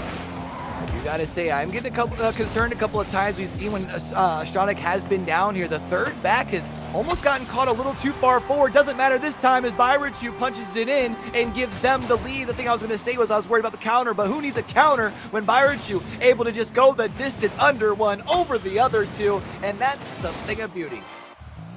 In Byruchu, we trust. If you're Astronic here, rooting for this team, this player has been trying to become activated on the attack time and time again. 77 blocks, they're known for not allowing those aerial plays to occur, but the reset musty flick is gonna be enough, almost enough here. Twister on the other side. Byruchu, though, credited for yet another save. Energizer able to meet that ball at mid, which allows the potential control for 77 blocks, but a big steal here from Byruchu, trying to split the pitch, able to get the pass over to Mario as well, and Astronic seems to be benefiting from that timeout. They're up 2-0 with just 2 minutes left to play. Clean was that as well from Byruchu, as this is another passing play. This is how the first of now 3 total goals for this team in the series occurred. Byruchu just handling the ball very well near the corner, getting that outlet pass to a teammate. Mario close on the save. Astronic working to hold on to this 2-goal lead. Get pass here forward, and you see back towards that midfield line. Energizer is going to be able to at least send one on the target, and Yellow be able to flip it here now. It's going to launch it deep down into the territory to allow the rest of the team to set back for this rotation on the defense. Remember, on the side of Astronic, they just simply have to shut things down for an additional 90 seconds. It's up to 77 blocks, who offense, I mean, they're still getting some production in the sense of shots. They have 7 of them things. The efficiency hasn't been there, and part of that is just because the defense from Astronic has stepped up big. Stepped up in that recent play. I think all 3 were in the air. Byruchu had to bail them out. Shaky situation for Astronic that 77 blocks almost capitalize on. Mario with a look here, contested by Energizer. Mario again just right behind the play. In from Agnello, picked up again from Mario. It's out to Byruchu. From the backboard they go, but nobody's necessarily there to kick it in. And it's not necessary either. 2-goal lead still, with under a minute remaining. They can hold this lead unless 77 blocks finally get that counter going. And you could say it's almost like they're playing monkey in the middle here with the passing, but it's all high, more like giraffes in the trees. And then Yellow going to be able to punch this one home, bottom left-hand corner off the beautiful passing play. And Astronic look to set up to take game number 3. I mean, you called out the timeout buff, Q. You know, it's real. It's a thing. We asked from Astronic, what can you do to even out the possession game? Well, I think it's towering in favor of them now. 77 blocks, they cannot hold on to the ball on the attack and are under fire as well with shots and demolitions like that. 30 seconds to go here. Miracle needed for 77 blocks to make this happen as they look for even just 1. Might be an opportunity here with the shot from Twinzer. Mario with the save, followed up by Energizer off the rebound. And who else to at least get the one semblance of offense, the one goal that we find over on that 77 block side, but the man himself who's been doing it all series long, Energizer. Yeah, if there's one constant in this series, it's an Energizer goal, isn't it? That's one that just had to happen, even if it doesn't change the series score here. And suddenly here off the kickoff, there is still a shot here. Twister, so close to making Astronic pay for not capitalizing on that ball early on off the kickoff, but it's done. It's dusted. There's your win. We will not have a second sweep on the day as Astronic take their first game. Yeah, Astronic makes sure that 77 blocks put the broom back away in the closet, let them know that there's plenty of Rocket League to be had, especially when you look at the scoreboard here on the stats. I mean, a lot of these bars hanging over towards the right, not just on your shots, which is more middle, but even look at your passing plays, your saves. The big thing, I think, also the demos, we started talking about the space that Astronic was kind of opening them up for themselves. We see that a little bit. I would like to see them do just a hair bit more. I'm not going to lie. That's a fair call out. 77 blocks, looking to get more time on possession, more shots as well. I mean, here's the thing about Astronic. Yes, they did better on the possession game to earn this win, but they also earned it on the defense. 7 saves, True. Still this game off the 9 shots from 77 blocks. So, you know, their defense shaping up in a way that's allowing them to counter, allowing them to get more control out of the midfield and deny those high redirects that we've seen from 77 blocks. So it's quite the test to do that in a single game as they passed it here, but with a long best of 7 queue here, they've got to continue the effort. Yeah, they've got to find a way to keep this momentum that they've got in game number 3 and turn things forward. I definitely feel like on your defensive end, still limiting the shots just a little bit, because it's hard to be one of those teams that game after game scores more than the opposition while shooting less. So let's see if they can find a way to kind of continue to put together the formula to success here in game number 4. We'll see if we continue to see that shot taking from Astronic. Again, Twinzer is going to be called out.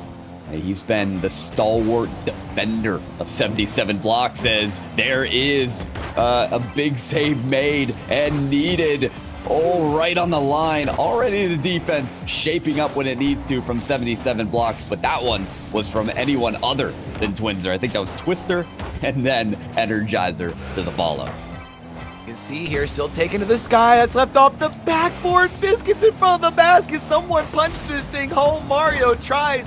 Byridge, who's going to at least be able to take out Energizer. So it's 2v3 still here on the pitch. Makes it so they should be able to turn around and re-get this control. But Twister rising up, getting the control around the midfield line, leaving it off for Energizer with a shot on the net. And Yellow sends it towards the corner where ATR Mario gets the control. Twister, though, takes them cookies, sends it along the side wall with the angle, puts it in the back of the net. Yeah, I'm gonna need to see this again. What? Cookies! Playing pinball out here in Rocket League and just relying on the collisions and the angles. Unbelievable. The cage utilized for the first goal of 77 blocks. Mario with the steal around the midfield line, was looking to potentially go for a pinch with Byrichu, but a good defensive effort from Twister to slow things down. Don't like the whip from Energizer there, but I do like the fact that the teammate was right there to help him. But now it means people are starting to get out of place. Open net opportunity potentially if they can keep the pressure down. You can see they're going side to side with it, having to focus more on getting them stops than actually getting the boost and collecting things up. It does change once they flip the field here, though. The question becomes, as far as the side of Astronic, can you re-enter this offensive zone and see if you can start to set things up? Surely if they set things up, they're going to start to get the goals to go again, right? Because I was trying to hype up the defense of 77 blocks. Look at this midfield pass. Oh, great save there from Energizer. Well, Energizer is shaping up to have a great wall on the back line.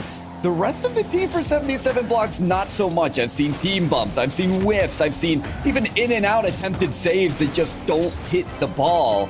Astronic, if they get consecutive good tries on the net, surely one will rest in. Yeah, I do got to say, you know, with you pointing out that how good Energizer's really doing, kind of leading the squad from 77 blocks, I think really setting themselves up for an early front runner for driver of the day if they're able to pull off the series win here. But that does mean they got to make sure they can continue shutting down the opposition on the side of Astronic. You can see they're pushed forward, trying to see if they can get themselves set up. A couple of stuffs, but the ball hasn't gotten cleared, not at least until that big booming hit right there. Q, halfway through this game, 7 saves from 77 blocks right now. And 0 from Astronic. Yet Astronic down right now. They just cannot find a way through 77 blocks as they're now at 8 saves. This is ridiculous. The defense shaping up to be legendary. The good news for you if you're on Astronic, man, is just keep shooting.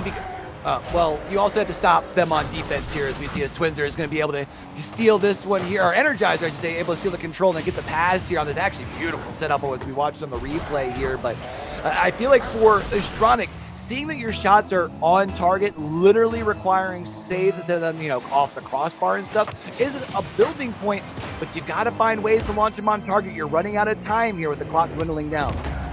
Well, it comes down to the follow-up, right? I mean, we've seen shots taken where it forces a double commit, and there's limited reinforcements from that 77 blocks defense, but I don't think we've seen that power shot come in on the second attempt. So a solid offensive rotation and a game plan needed from Astronic. Maybe just a follow here. There it is from Mario. And finally, Astronic get on the board.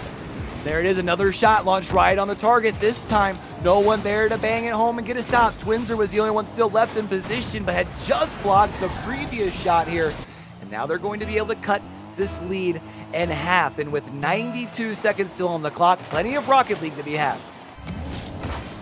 Steel curtain finally pierced, but that paper-thin goal line of Astronic will continue to be damaged. This is still 0 registered saves on Astronic, and now the 3rd goal, this one from the kickoff. And of course, who else with the quick response from 77 blocks here, Pyro? No one else but Twister, our Energizer, right? The one that they look for time and time again over on that side. It's crazy how they are able to deliver so consistently here. Now it's going to be 77 blocks, still setting up shop down here on this offensive end. One shot came in, now a counter potentially from the squad of Astronic, leaving it off for in yellow. That's a shot, bar down, and Twister with the save. Yeah, no, this is unbelievable. How do you make that save, Twister? I've got to know. And then the pinball goal from earlier off the corner. I don't know what angles he's calculating, but I want the algorithm. I want to know what's happening here. 45 seconds. Great chance to hold on, but of course more shots still going to be taken from Astronic. If there's one consistent factor in this game, Twister close to that one, but a quick turnaround needed from Astronic. My guy Twister has 6 saves this game. We talked about how many shots were getting sent on target from Astronic, but that is absolutely wild here. What a way to take the wind out of the sails of the opposition after they were able to find their first dub after that timeout. And now after this performance here from the 77 blocks, unless there's some closing miracle in the final 10 seconds, are going to be putting themselves on series point and will be 1 game away from finding themselves in Championship Sunday. That's going to be the case here. Match point will be had for 77 blocks after they return fire from the first win of Astronic. And Astronic, they've got a big job to do here, but in reality, what do you even adjust your Q? I mean, they dominated in the possession game, the shot game, 11 shots against 6, but 10 saves from 77 blocks. It sounds like a broken record calling out the defense of 77 blocks, but that was a big thing we harped on. At the beginning of the series, Astronic were going to be tested to get a goal through that steady backline. Yeah, 77 blocks, more like 77 saves. My goodness, their defense just able to continue to run it up. 7 of them from Twister. And, you know, you asked, like, what do you do here? And I feel like if this was earlier in the series, Pyro, after a game like that, I would say play your cool, because law of averages tells me you keep launching that many shots on a target over on the side of Astronic, you're fine, right? But unfortunately, you do have your back up against the wall. You have 1 foot already out the door here. I think this is where you just gotta, you know, break out the wrenches, disconnect the sink, and throw everything but everything, including that sink, at the opposition, because that's the only chance you got here. Might be necessary here. I mean, kudos to Astronic, because they have turned around the tempo completely in this series. Earlier on, it was 77 blocks to have all of the possession, all of the chances, all of the shots, dominating the midfield. It's not the case anymore. Astronic have really turned that on its head, flicked the switch, but at this point, you've got to make sure your chances count. You've got to make sure after those power shots that lead in 2, maybe even 3 defenders from 77 blocks have a follow-up ready to go. This is it. Tournament lives on the line for Astronic in game number 5.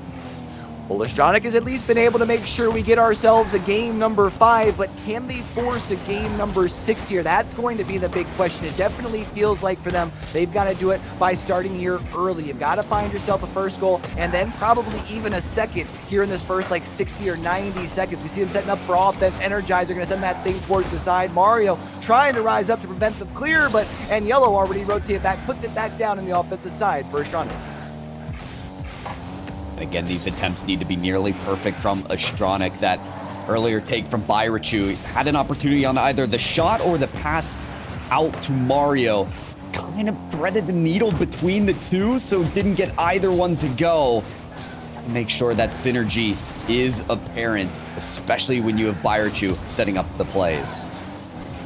Moving the ball here forward, looking to try and see if they can set something up on more of a solo type of play. And of course, on the side of 77 blocks, it's okay to take those risks here now. You're the ones that are up 3-1.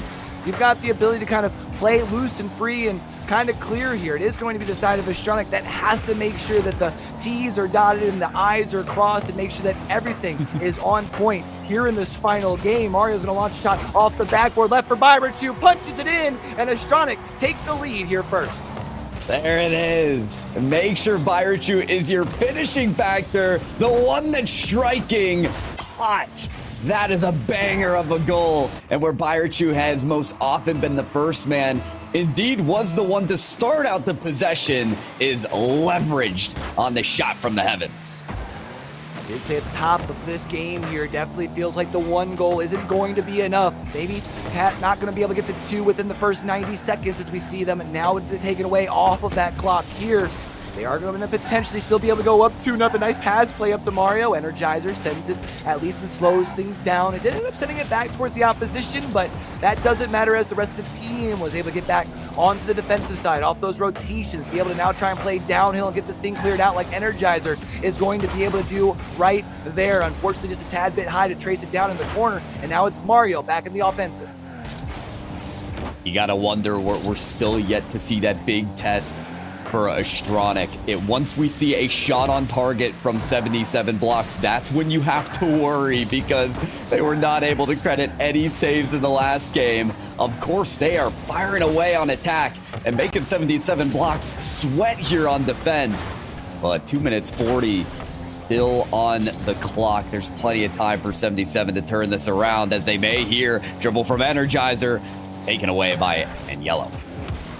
Mario here keeping the ball under control, was trying to see if they can get the control past Twister as well, but as for now you can see Yellow is able to at least take the ball away and sends it deep back in their defensive side, where Byrachu's ready to farm this thing and collect it up off of the corner, trying to see if they can move it forward, but Twinzer meets with that little bit of resistance past Twinzer. Now it's Twister stepping up. Energizer tries to rise up for the touch, not going to be able to do so. Big clear coming across though, and remember for Astronic, they don't necessarily need to score here as much as we have talked about a second goal possibly being required. For as long as they can keep the ball down on this orange half of the pitch, they're just simply letting this time waste away. Oh, I mean, I hear you, but at the same time, 77 blocks, they've been very efficient when they do get offensive tries, including this one right here. Double commit from Astronic is going to send that ball away, but there's an open opportunity for Twister. So close on the double tap. Shot sent too high. Might have been in, given the power behind it. And a good opportunity for 77 blocks runs dry. Windsor here now in the corner, going to be coming across off of that, I think looking for Twister. Yeah, there it was, just trying to touch that thing down. Unfortunately, the ball just a bit high, so the shot also follows in the same sort of fashion here. But moving back forward off of that 50, able to keep the ball down here on the offensive side for 77 blocks. You talked about their efficiency here earlier, Pyro, but they only have 62 seconds to try and at least tie things up here. You're right. And Astronic, they're looking better than ever in this series, and they're gonna make it count on this effort here. The back line is wide open, and Mario takes full advantage. You see Twinzer was trying to get across from that side or that back wall, but was still just a little too high and over the ball. Otherwise, might have been able to make a play. 2-0 here for Astronic. Definitely feels like they've got to be feeling good for now, but 77 blocks still does have some time to pull things off. I mean, 50 seconds for 2 goals. We've definitely seen crazier things happen. It's a fact. Energizer. Do we have the sidewall? No. Won't find the double there. Mario leaves the ball available, though, for Twinzer. Twister can't get the bump or the ball to go. Energizer solid on the 50-50. Pass set up high, and Yellow sees it. It's in the danger zone and finds it away. Full boost here from Mario. Across the court, Energizer, quick challenge. And to the corner we go. Twinzer out to Byrachu, sends this ahead, and more time spent in the orange half is good looks for Astronic as they look to pull this to game number 6. Mario down to Byrachu. Oh, put the stamp on it. So close. Crossbar down, and Yellow with a try, and that's too high as well. But it's all good. The work's been done. They've earned the next game of the set as we move on to game number 6. We get more games here in our second matchup of the day, as we do still have the Rule 0 going on, keeping that ball up and alive, trying to see if they can get one more for the road potentially, but inevitably ends up hit to the ground. Astronic winning game number 5 and now have themselves just 1 game away from also being on series point. And man, this sure has gotten interesting, has it, Pyro? It gets interesting in the same way that the puzzle pieces start coming together and you can finally see the full picture. It's felt like throughout the series, Astronic just have one missing piece that's like I don't know, underneath the couch cushions, or somebody stole it, right? But it's come together, right? They had everything working on the attack, in the midfield and the possession, but just had no defense in the last game. As it shaped up here in game number 5, everything's coming through. This team is in their rhythm. The big question, though, can you persist a consistent effort through the eventual game 6 and maybe 7 of the series? Yeah, I mean, one thing that Astronic has failed to do thus far in the series is win them back-to-back. Now, not only do they need to win them back-to-back, but they got to pull off the three-peat here. So, you know, obviously they've already used their timeout, so you don't have any extra time in between games, but still this this minute that you get to kind of count things down, you still get to look out to the boy and be like, hey, we're starting to do it. Let's, you know, kind of calm things down a little bit. We've shown ourselves the ability to win. And while we cannot necessarily win this next series in this next game, we can lose this series in this next game. So it's time to lock in. Lock it in. Lock it down. We've been talking about the shots needed, but as well how defense has been winning these games. Majority of them for 77 blocks, but as of late, Astronic, they can continue to hold it down and get shots and opportunities like this. We may just see that game 7. It's a quick start for Astronic. Talk about a good start here. Also helps with that little bit of extra effort from Mario, right? Makes the save a little bit tougher. They're not able to get the easy clear off that. This ball just ends up bouncing right into the laps of Aniello, who is then going to make you pay every single time, sometimes twice on Saturday. They will do that just there, and as we saw. Already to a good start here. Fire True from the corner, and now it's Twinzer trying to pick up every pad of boost to get on the contest, but just can't meet it. Instead, shot here from Byrachu. And this team, it's unrelenting. And at this point, can they even be stopped? 77 blocks doing everything they can, but getting suffocated. And they are just pushing up and pushing this pace here, baby. That is 2 goals in 28 seconds. A way to really come out of the gates here in game number 6 and really flex your stuff, really start to assert yourself and try and dictate the pace of things here early. A demo is going to slow down things on the side of for 77 blocks, getting things out, but a big booming clear from Twinzer. Second touch from Twister, drops it back down for Twinzer, who looks for the shot, but Mario with the save. Big save needed, and it is garnered from Mario, who, by the way, as a player, we really need to talk about. I've been hyping up Byrachu this entire time, but realistically, we're starting to see the goals come through from Byrachu because of Mario's effort. It was an incredible set of 50-50s from to set up Byrachu on that last play, where more normally he's needed to get the shots to go from Byrachu's setup. So this is a duo that's working in a fantastic way to keep Astronic ahead. Guys are looking to drop things off. The Twister had the opposition, able to get shut down here from Aniello. Kind of a dangerous back pass, if we're being honest, but does end up working in their favor. Mario's going to be just a tad bit high, Aniello not able to make a play on that. What a shot from Twinzer, bang! And that's going to be able to cut this deficit in half. This goal is just that cold reminder that 77 blocks are still on that semifinals bid match point. Right, that shot that comes off the mistake, the miss in the air, says, Astronic, you want to pull this to game 7, you need a near perfect game, not to miss any opportunities, and to try and contest against these shots. Boy, Mario finds a way out here, and they're still trying to survive. Whew, that was a close opportunity, one that would have brought this thing towards a draw, but as for now, still a 2-1 lead. Astronic gonna have to try and find a way to calm things down. I was gonna say, because they have a wide open goal of Energizers, able to get their 4 tires down the ground, wasn't able to do so quite in time, and it's Aniello now looking for the clear, up to Mario, who's gonna get the second touch off the backboard, leaves things down here in the offensive zone, and again, Astronic being absolutely ruthless and flying towards the ball in the offensive zone. Some flying certainly being required here, as everybody going for that aerial attempt. One over by 77 blocks as Twinzer puts us on target, barely there in time. Is Mario to get the save and then the clear. Energizer well positioned for it though. Paying with their life, and so does Twister. So some time provided for Astronic. They don't use the time. The one remaining player of 77 blocks, Twinzer, finds an open look. Oh man, talk about fumbling the bag. Only one player that's available in your backfield.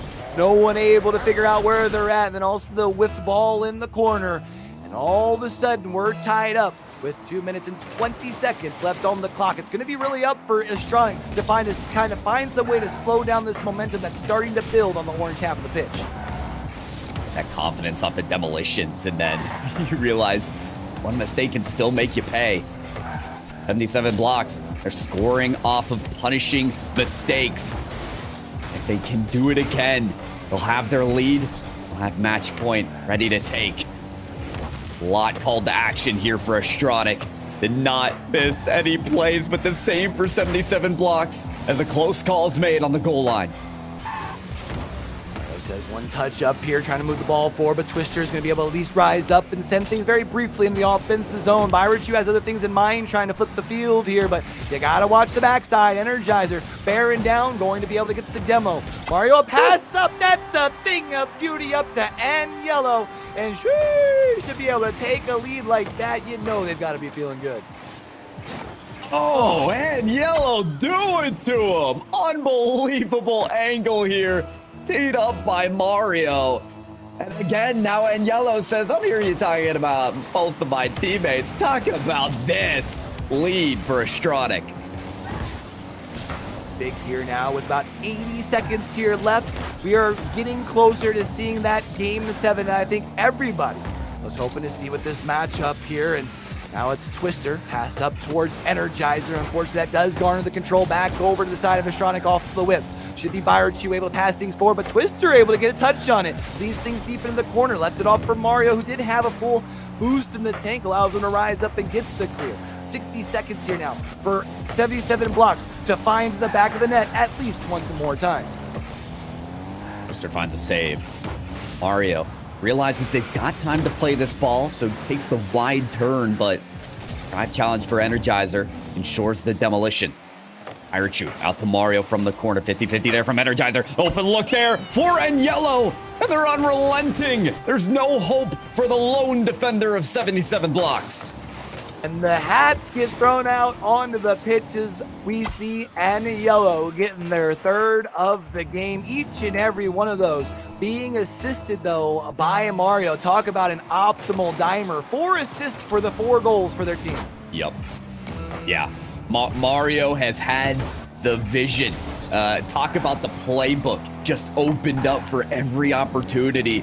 Mario's not only done it with every single assist, but save after save as well.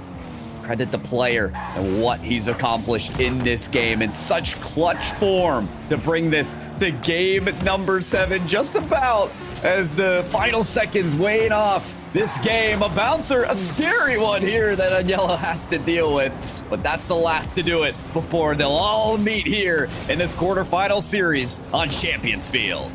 Let's get to Champions Field and see who it is that's going to be joining our other 2 qualifiers thus far for our final 4. And what a way for Astronic to really turn things around in these last couple games. It felt like 77 blocks had been much dictating the pace early on, and it seems like Astronic has really figured things out here as of late. I am mystified right now, to see just 2 saves made from 77 blocks. I mean, we have flipped the script completely into Astronic having a hard time getting a single save in a game to now 7 on the stat sheet, not allowing a single easy look from 77 blocks. That said, when you do look at the 2 goals from 77 blocks in this game, Q, as 77 blocks does call a timeout before game 7, it's both off the mistakes of Astronic. We noticed the double demolition, the miss in the corner. Right. Then we saw that missed challenge as the first goal for the open look from 77 blocks. It feels like easy mistakes for Astronic to clean up to keep an even score sheet. Yeah, but I do think that's why it's important to take this time out.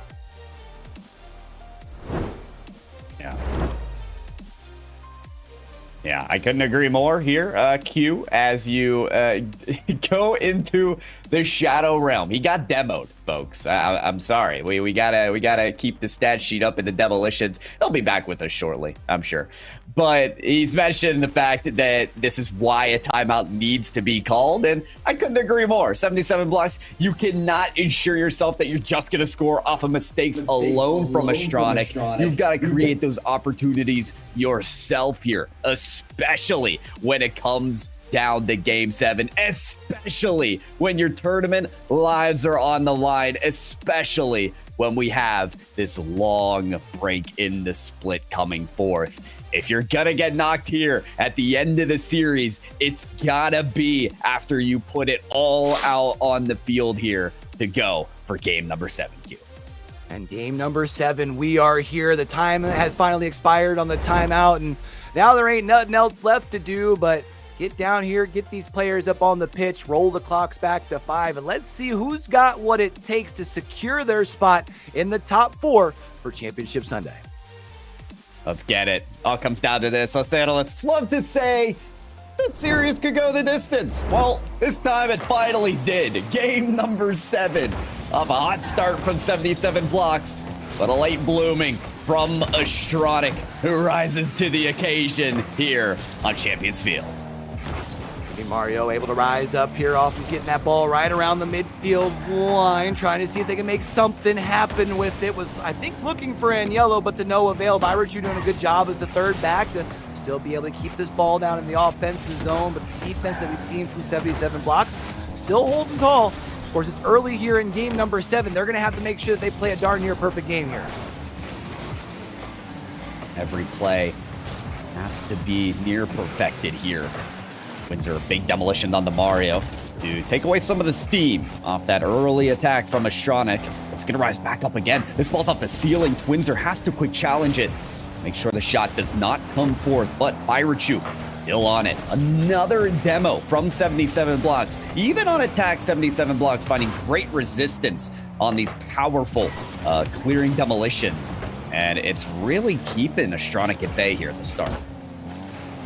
Push here now is going to be Astronic trying to enter back into that zone, see if they can get things starting to cook. That's a shot from Yellow. Twister, though, gets themselves a nice little save. The ball's still down deep here into the 77 blocks territory, at least until we see this play coming across. Twinzer now trying to lead the charge up the field. Now it's going to be left to Twister, who is the third back, launches the shot on the target, but Mario comes in with a big save. Twister tries to follow it up with a second, but it goes just a tad bit high. Typically, you pay for double commits like that, but that last shot just missed the mark from 77 blocks, and they've got to start again. Oh, from the other side of the field. They've got to start again from the kickoff. Instead, Byrichu snipes our first goal. Whew, from distance here, Twister almost gets there, just not quite enough. And it is 1-0 in favor of Astronic, and you gotta feel with the fact that they've won the last 2, they've got to be feeling good here. If they are able to find themselves one more, even though the game won't technically be over, it feels like that just might be enough to start moving things in their favor to shut things down and go to Sunday. Oh, I'm not ready to call it enough. Not on Game 7, not where we've seen 77 blocks pose a resistance like this. They're still garnering incredible saves on the goal line. And though that was one blip, we still do credit them on some big saves, as well as these demos that still continue to come through. They've got the turnaround as well. Traded demolitions make for a 2v2 for a second. A long clear necessary from Agnello to turn it around.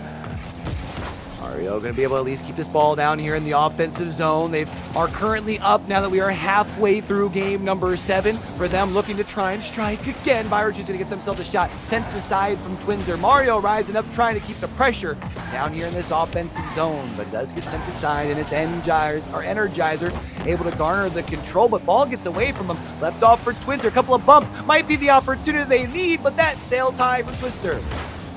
Talk about a meteor strike there from Twister. That was close to finding the net, but Mario had it all taken care of. Turnaround shot there from Agnello. Taken away by Twister. Byrichu working this in the corner. This has set up so many opportunities for the team. That was their bread and butter.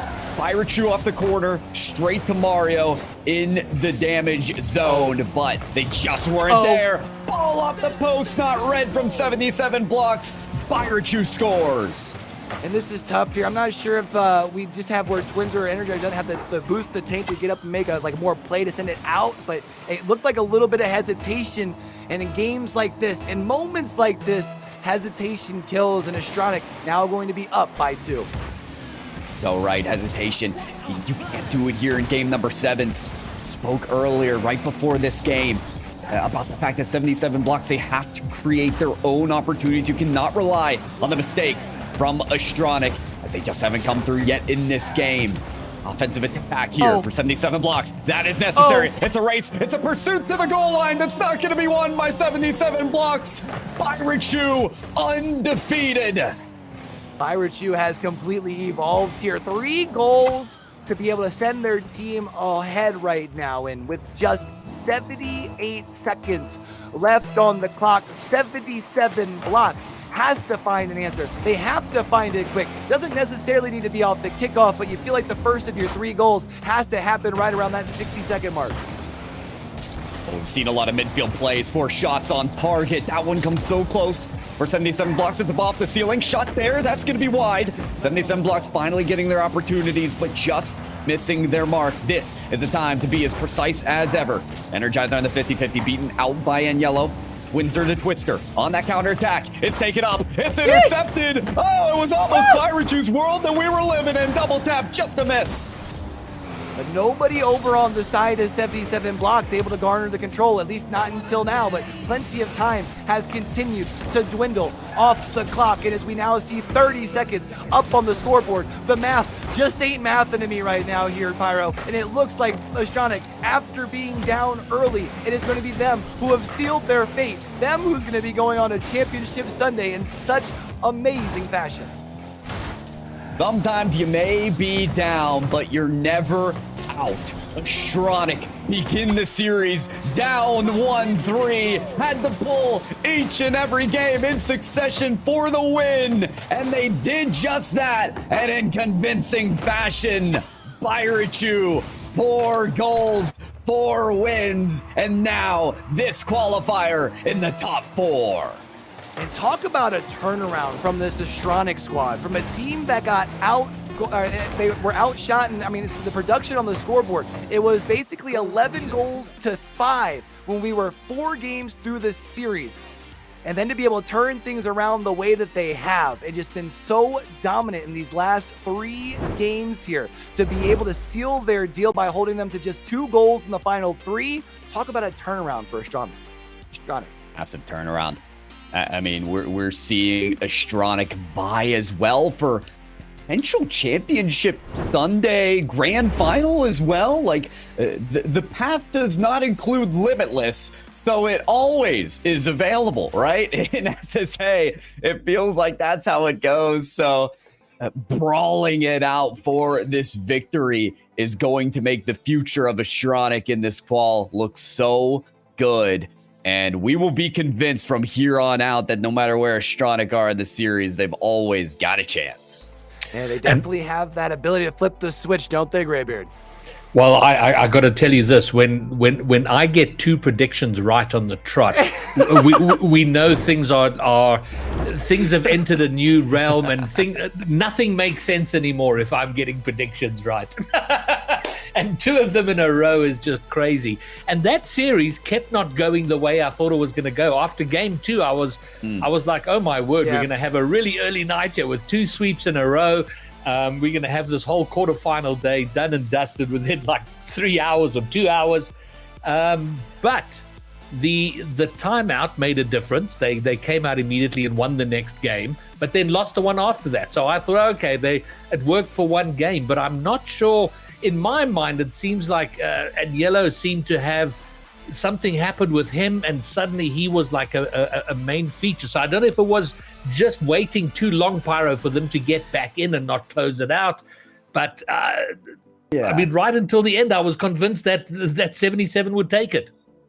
It was kind of like, okay, when is the engine really going to get started for each and every player? Because in my opinion, at the start of the series, Byrachu was ready to go, setting up each and every opportunity. Game number 1, it was just the assist of the one and only goal from that team. And then in game number 2, they didn't score at all. So you're wondering, okay, we need Mario to come online. Did that mid-series. We need Agnello to come online as well. Did that late in the series as well. And I got to tell you, once Astronic do truly find their rhythm, if they're contesting a 77 blocks team that saves the ball so well, that dominates the midfield, man, that's a tough team to beat. Astronic, they book their slot in the semi-finals. That's as far as I know, that's their... Q, am I right in saying that's their best result so far? Yeah, I do believe so. Let me do a quick peek here just to make sure for sure. But it does look like they, finished kind of right around like just before Swiss the first one they made it into Swiss. Last round they made it just before Swiss. So this is definitely their best finish thus far. Awesome. All right. Well, it was a fabulous performance, and there were some great shots in the highlights packages we were seeing. There were some great shots there. But Pyro, and Yellow shot off the backboard. I mean, well, there were 2 shots. I don't know if it was Yellow as well from the corner in one of the games, or was that a 77 block shot? I mean, there were a couple of incredible. That was a 77 block shot. I think it was Twister who had this power shot into the corner that just ricocheted into the net. That was a little bit of luck because it came off a dunk as well. If you want to call a goal for the game or the series, excuse me, definitely Yellow with that redirect goal. Yeah, fantastic stuff. And so we've had the extreme results. We've had the 4-0 sweep, and then we've had the Game 7 thriller. So so do we get something in between next, or one of the extremes once more? In between next, I see what you did there. That was a good one. You know what? I so badly wanted to take credit for that, but you spotted it. I did it by accident. But it's fabulous. Driver of the day is open. Who is your driver of the day? Player of the day? Who's had the most impact? Who's had the most influence in the direction of a series or a game? Go and vote. acgl.gg/vote and vote for your driver of the day. It will be announced at the very end.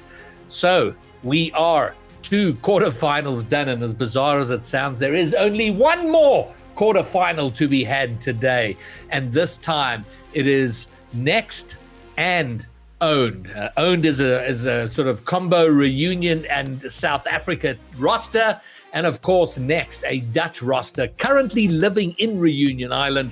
That quarterfinal coming up next to decide who will meet Astronic in the semi-finals. See ya after the break.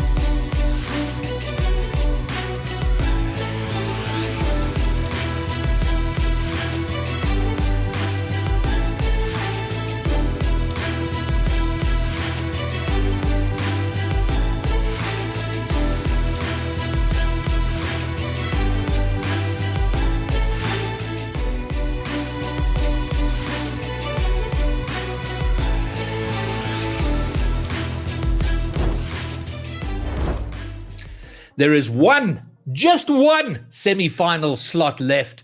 2 teams who want that semi-final slot.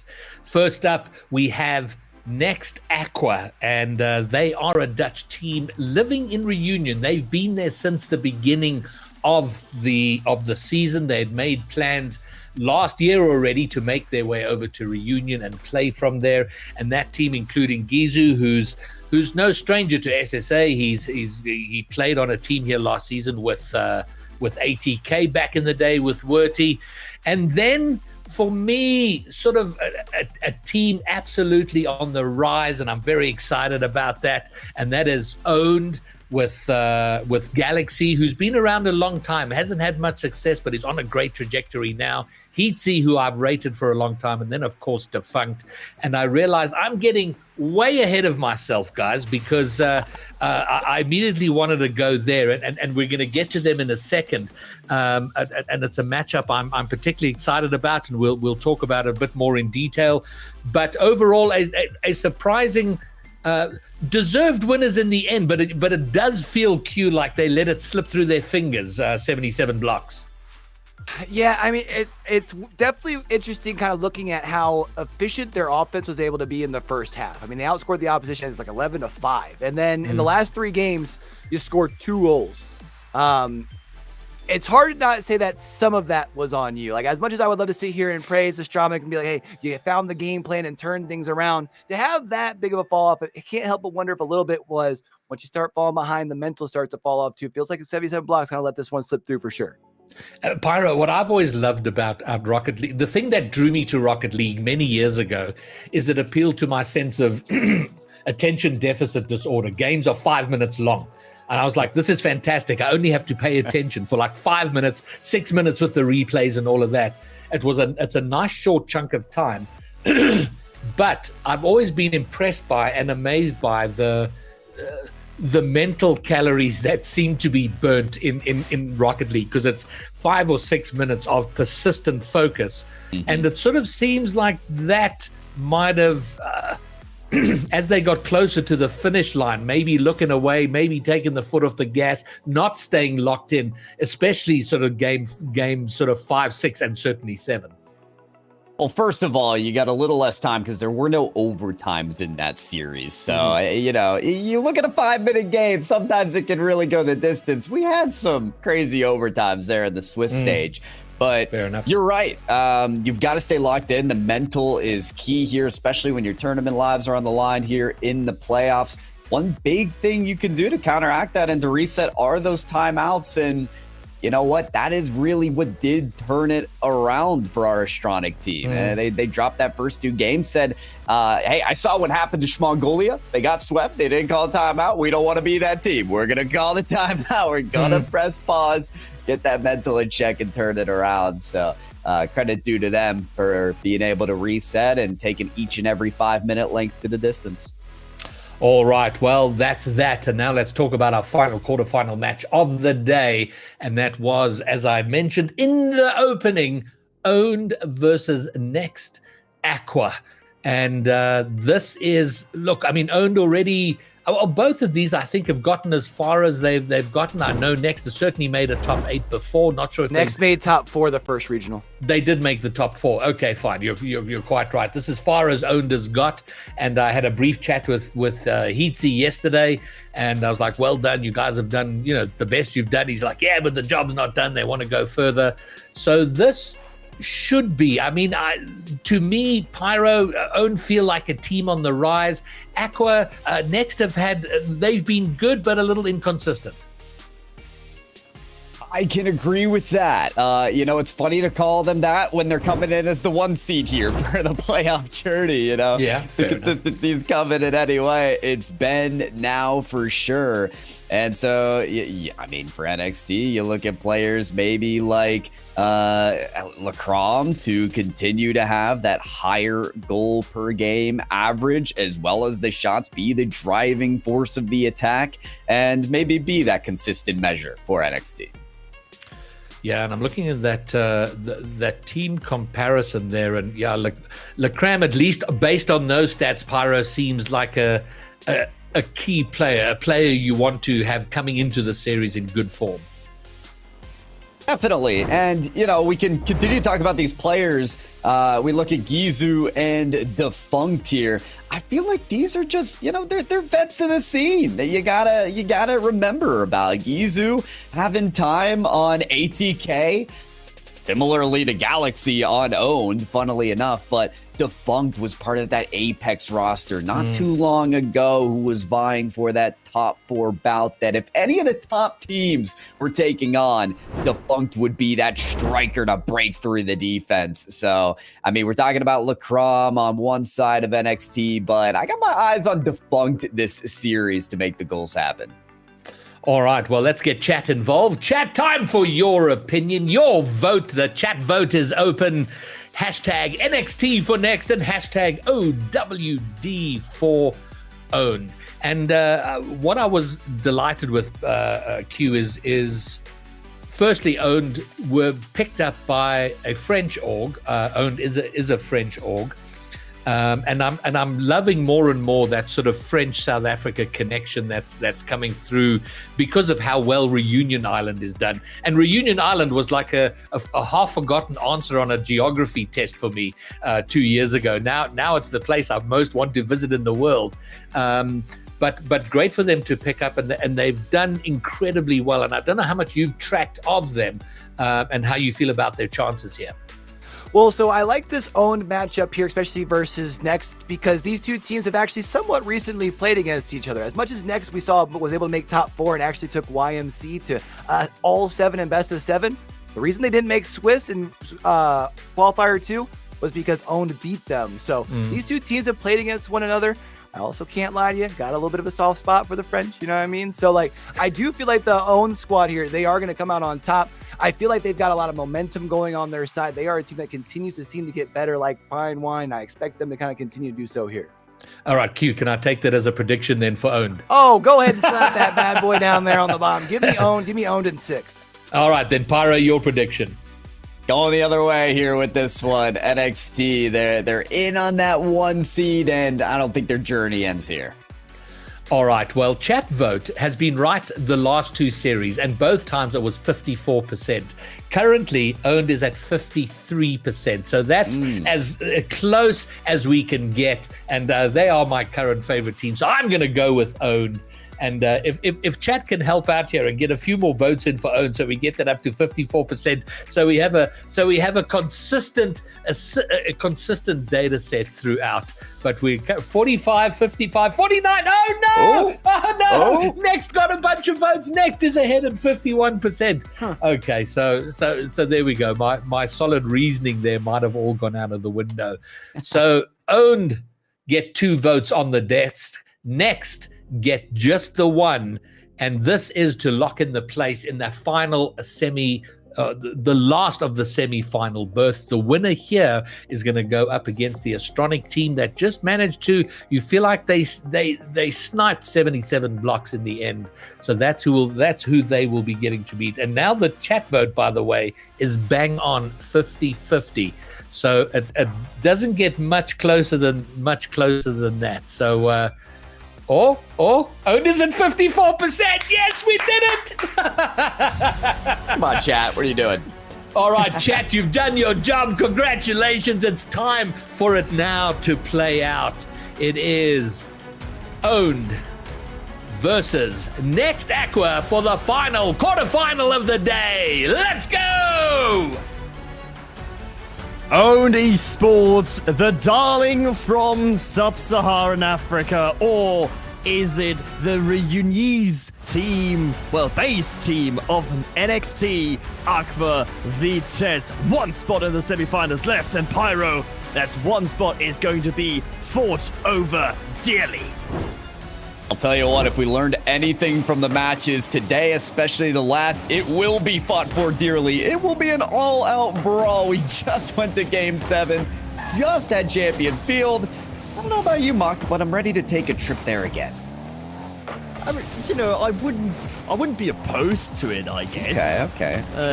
Champions Field sounds a lot better than in my early outing where I just had a sweep. Question is, can Owned bring it to the table once more? The opening 30 seconds, the answer seems to be they cannot. Okay, we're seeing who's got the right footing here, who primed their engine beforehand, and whether we're winning that race back to the goal line or not. Taken a bit by surprise here is Owned Esport off a first goal from NXT Aqua. They're that first seed in the playoffs here, Mocked, and they want to act like it. They certainly want to, and I believe we've sort of looked over NXT's run a little bit. 3-0 victory in round 1, 3-0 victory in round 2 as well, only dropping 1 game over the entirety of Swiss. So they are certainly a team that is, when they're on it, they're really on it, but when they're not feeling it, that's when they can struggle a bit. When it's not, when they, when they're not really feeling it, their momentum is sort of stumped. And that's when they struggle most of the times. That is why Owned Esport could beat them in the qualifier, in open qualifier number 2, and eliminated them from contention of that regional. But hopefully for next, bygones can be bygones. Owned come back though with an equalizer here. Oh yeah, next. This is too much free time on the ball here. You got Yarno kind of plummeting off the crossbar. You got another one lunging at the ball after that 50-50, but Heatsy, way to be on top of the play. Get to the ball immediately and strike when the iron's hot. Heatsy does strike, but there's Lekram, double flip reset to the bottom right corner. Heatsy gets it out of that corner, an immaculate stretch to reach it on the goal line still, but you could see NXT are certainly poised and are certainly ready to cause some damage. Defunct, long clear out of his own half, makes Gizzo work for his clear, and that ball careening towards top ends. It's not quite in. Oh, Defunct with landing on that ball here. Gizu out the other way, but stretches it across the other side. I am really enjoying seeing Galaxy and Gizu both kind of go head-to-head here. Used to be on the same team of ATK not so long ago, and now we're seeing them butt heads here in game number 1 of this quarterfinals. He's gonna have that upper hand here as we're still equalized. We are still equal, and I mean there's a lot of you have that in a relatively small professional bubble scene in SSA that most of these players actually know each other quite intimately from being teammates or have just played against each other for so long. So this import of people like Lekram and Jarno going to freshen up the competitive scene of Sub-Saharan Africa as well. But Galaxy doesn't need any freshening up. He's going to do dirty his opponents. That's coast to coast as well. Just catches the ball from off the backboard, gets the reset, has so many options, but takes it to the ground instead, recognizing the space provided, utilizing it well. Utilizing it very well indeed, and after a 1-0 deficit, Owned a score twice consecutively for a 2-1 lead. Galaxy looking for a third, but that shot, wayward Gizzo, wouldn't have been there anyway. Still, it's a very close match between these two. Defunct going to rotate in and thinks better of it as Jarno has got complete ball control. Oh, Gizu wide opening here. Double demolition from Yarno. And it doesn't get more free than that. Yep, sometimes all you need as an attacker is simply for there not to be a defender. 2 demos from Jarno, and that's the openest of all the nets. We love to see it, I mean, the off-the-ball play is becoming more and more paramount in the meta of this game. And when you got a heat-seeking missile like Yarno, you couldn't ask for a better asset if you're next here. And they're trying to work off that momentum now. Gizu 0 boost, but the pass does come out. Defunct catches this. There's the release off the jump, but Lekram handles it beautifully. Lekram has got one, and it's going to be again on his back. Drive this ball out of offense. Jarno's pass not going to catch him, but at least Jarno will be still with the play. A minute left here in game number 1, all squared. on the result currently, and neither team really having a definitive advantage. This is very much here in the balance, Pyro. Oh boy, Galaxy the other way. Arno all prepared to contend against it. And Heatsy does find Defunct, but Yarno takes it away out to the other side. Doesn't want to give an easy counterattack, so sets it off to the side. Oh, very relevant here is the goal line action. Again, the bumps coming through. This time, Oni Esports a bit more resilient, but can they contend against this shot? No! Gizu plays pinball with the post for the go-ahead goal. Gizu plays pinball, the Crumb to get it down, and then a fortuitous bounce for Gizzo. It's a late lead in favor of Next Aqua Vitesse. And now the kickoff phase has to just be survived. Gizzo's a great follow-up. It's a fortunate bounce as well, but Heatsy more than ready for that. Here it is, last chance. Galaxy up on the aerial attack. Contending against Lacrom. There's a double shot on the goal line, but the shot goes high and wide. That was the opportunity. Still yet to be found, though, is a ball through the net here in the last 30 as the seconds drain. Defunct cannot keep this ball alive. Next Aqua, take game one. Next, take game number one. And although their on-the-ball plays were really good, it is about the off-the-ball plays, Pyro, that you mentioned earlier, especially the physicality brought by Yano, who's been, to be fair, described by his own coach, by Psycho, as chaos incarnate. You love to see it. I mean, if there's going to be anything that takes a team out of their rhythm, it's going to be that chaos. It's going to be the demolition plays. You saw the double demo setting up one of the first goals there from Next Aqua, and henceforth continuing to get those demolitions, adding up to 4 in the game from just Yarno. So OD Sport, you know, it's a call to action for them. Have your head on a swivel. Expect the bump plays or the demos as you're near your backline, and if you can dodge them effectively, you'll set up a better defense. Yeah, and that mostly comes from, or needs to come from, a shift of focus in terms of communication, right? Where comms are always going to be hectic, but mostly going to be concerned with, okay, how much boost do you have? Where are you positioned? But you have to also keep an eye out on Yano. As soon as Yano is no longer in your field of vision, basically, you need to be scared. Well, shiver me timbers. They may be frightened as ever here as we get into game number 2 down in the series, but certainly far from out. It's time to shake those nerves and lock in for game 2.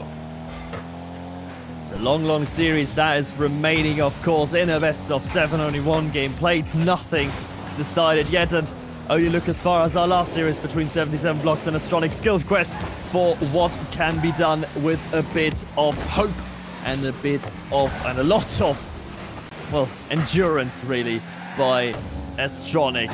Nothing, though, will brace you. It will prepare you for the onslaught of Next Aqua Vitesse, and that onslaught is already going to start here. Gizzo tries, but Heatsy defends his net with all his might. Well, there's Lacrom with all his might. Power shot into the corner, pass out to Gizu. This is laid up, available for Yarno. Immediately takes the reset to the corner. Figured an attack to the net was coming, but instead, it's just the possession that continues here for Next Aqua. Funk carries this out from the ceiling, finds Heatsy, but initial challenge from Lacrom puts it away. Gizu with a chance here in the air. Backboard pass available for Yarno. Shot just wide. Gizu continues it though. Backboard touch across from one defender. Owned Esports resilient, but off the demo from the bump. There's an opening. Yarno double tap, just a miss. And Next Aqua comes so close to that first goal. Just a miss, not quite there. The contact needed, and now they have to be wary on the counter-attack. Galaxy gets it central. Gizzo finds Lacrom to his right. Defunct already rotated back, but no! It's chaos! It is absolute unfortunate events taking place on the back line of OD Sport. Like 99% of the touches there that Defunct could have made, I think would have been credited as a save. There was that one sliver of an angle that could end up as an own goal. Clearly taken off guard here, our own Esports. Firstly off the counter, and now off the kickoff. It's going to be trouble. And make it double kickoff goal for Next Aqua Vitesse and a comfortable 2-goal lead inside 2 minutes played for the Dutch. That who certainly look poised to take this second game in a row if it wasn't for their opponents having a word to say or to speak in this series.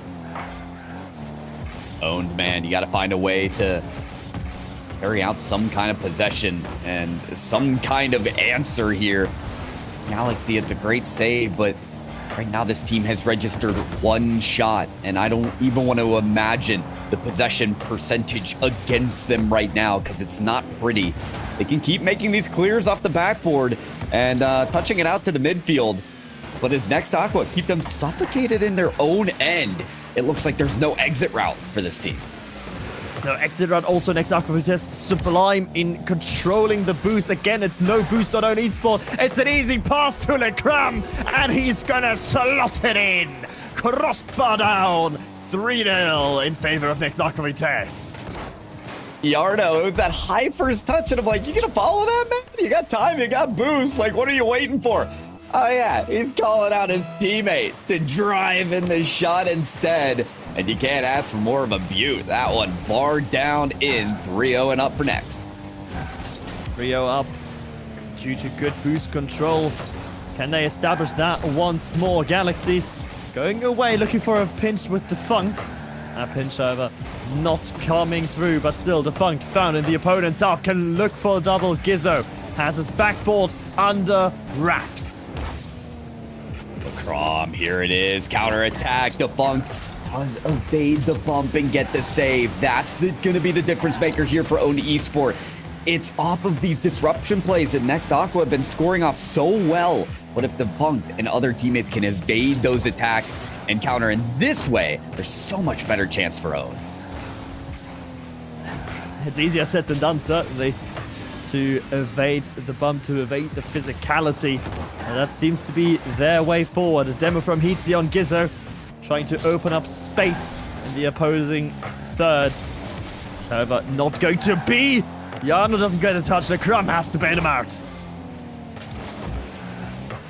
And Defunct does get that shot to register, but there's more to be asked for here for Owned. As Defunct on the other side here. Solid first touch to keep this ball in his domain. Takes the 50-50. Comes across with it, but pays for his life. Now Heatsy in the corner. Time to get things cooking if you're Owned Esport with Galaxy on a ceiling touch. Lacrom does read it. Defunct is behind this, but operating so slowly on the ball. It allows Gizu instead to challenge it early. And the fast-moving, the quick pace of Next Aqua seems to be defeating Owned. Galaxy double tap. Just gonna be off the mark here. And as Owned Esport, they can't get these shots to go. It is still this deafening blow continuing to come from Next. Oh, and that blow might be coming through in the end as well to seal game number 2, a 4th one for Next. The goal from Yarno, panic on the goal line, panic on the dance floor, and 4 goals to better for the Dutch. Next Aqua, they're grooving to the rhythm. You can't have no rhythm if you're bumped, poked, and prodded throughout the entire series of Owned Esport. There is still a need to contest in that way.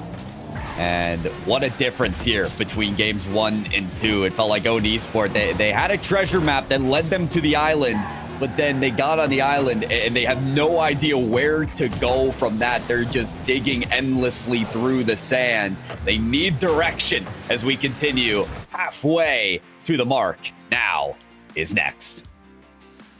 Well, perhaps they should leave the treasure map on the abandoned island, or on the island, to Heatsy, as he is the only one from the island where currently all 3 Next Aqua Vitesse players are also based. So on that island where the treasure is buried, Next certainly have a slight advantage, but that advantage is going to be tried to be taken away as Owned do take their timeout.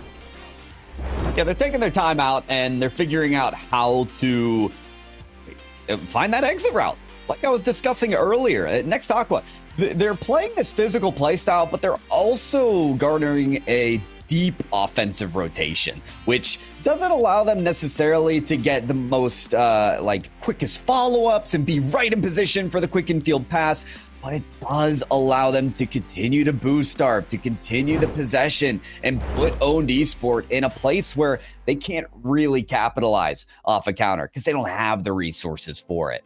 So for Owned Esport, they've got to find a way to turn it around and maybe make Next Aqua pay for that deep offensive rotation, break through, and start to get more registered shots. Because mocked in that game, each player only had one for the count. Yeah, that's obviously not enough, but I mean, we also see here is a bit of a difference in general speed level and general snappiness to a play. I feel like Owned is just being outpaced a lot of the time. Yes, that does come down to the boost control, but that Nexus is able to exert. But at the same time, I feel like Owned can play a lot quicker. They just try to play as methodical as they can. Clearly hasn't been working if that was their game plan.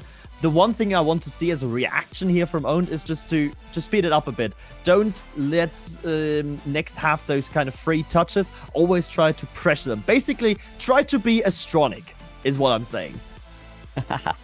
Yeah, the high-level pressure that came from the quick maneuvering of Astronic, I couldn't agree more. Byrachu definitely included in that conversation. But I agree with you. We're in a position right now where Next Aqua are championing their own game, right? They're playing their own game, and it's because of that outpacing. It's because of that out-possession play. Owned Esport. No time for hesitation anymore. You've pressed pause with the timeout. You've allowed yourselves to get the breather. Now it's time to turn around. Now it's time to play your own game. Game number 3 is off to the mark. The pause has been pressed, but have the actors on the pitch been changed, or is it going to be the same old ensemble that we're going to see after this time out? Next, in a prime position here in this series, Owned taking their time out. I know certainly do need to find a reaction to an oppressive Dutch playstyle. And here we go. Already some possession and some demo plays leading for Owned Esports. Can't quite get that follow-up to come through, but the Funk allows for the attack to continue. Can't land the bump on the Gizu. There's a pass over to Heatsy though, and they find the opening. Owned Esport already turning it around.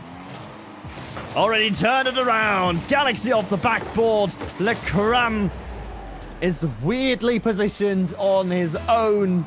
He's confused, and that confusion used to his greatest effect by Heatsy. An opening goal here. Favor of Owned Esports. Can they hold on? Quick little shot there by Next Aqua. A block. Lecram trying again with the flip reset, but there's the speed and there's the snappiness and the challenge from Galaxy. Feels like a new round in a boxing match, and after Owned Esport were pummeled, they finally land a good right hook on their opponent. You've got to capitalize on this, though. While Next Aqua are a bit jaded, continue to try to play your game, continue to try to outpace Next Aqua. It's going to be difficult, especially as close reads like that come from Lecram and air dribbles from Gizu. Opt for the dunk, but they just don't land, so Owned Esports still with a chance to dominate. With a chance, and then maybe he had a shot there. Funked just drags that one wide over the bumper of his car. Gizzo and the counter attack. Can he get another touch? He can, and he will score the equalizer for Next. Doesn't take too long for Next Aqua. The flick to Gizu is well handled. Note that first touch that just stays near the Octane. It allows them to get the extra touch past the final defender. It's just it's just great ball control, honestly, from Gizu coming out for that first goal for their team. Great ball control indeed, and now a lot of pitch control here, again exerted by Next Aqua. Vitesse Gizu looking for an interesting and intricate double tap with the angle. Yano pushing in very aggressively as third there. Not buying a lot of time for both of his teammates to rotate back, but in the end it did work out. Could have bit him in the behind though. Yarno doing what he does best. 2 demolitions again. The bread and butter. And boy, are they eating.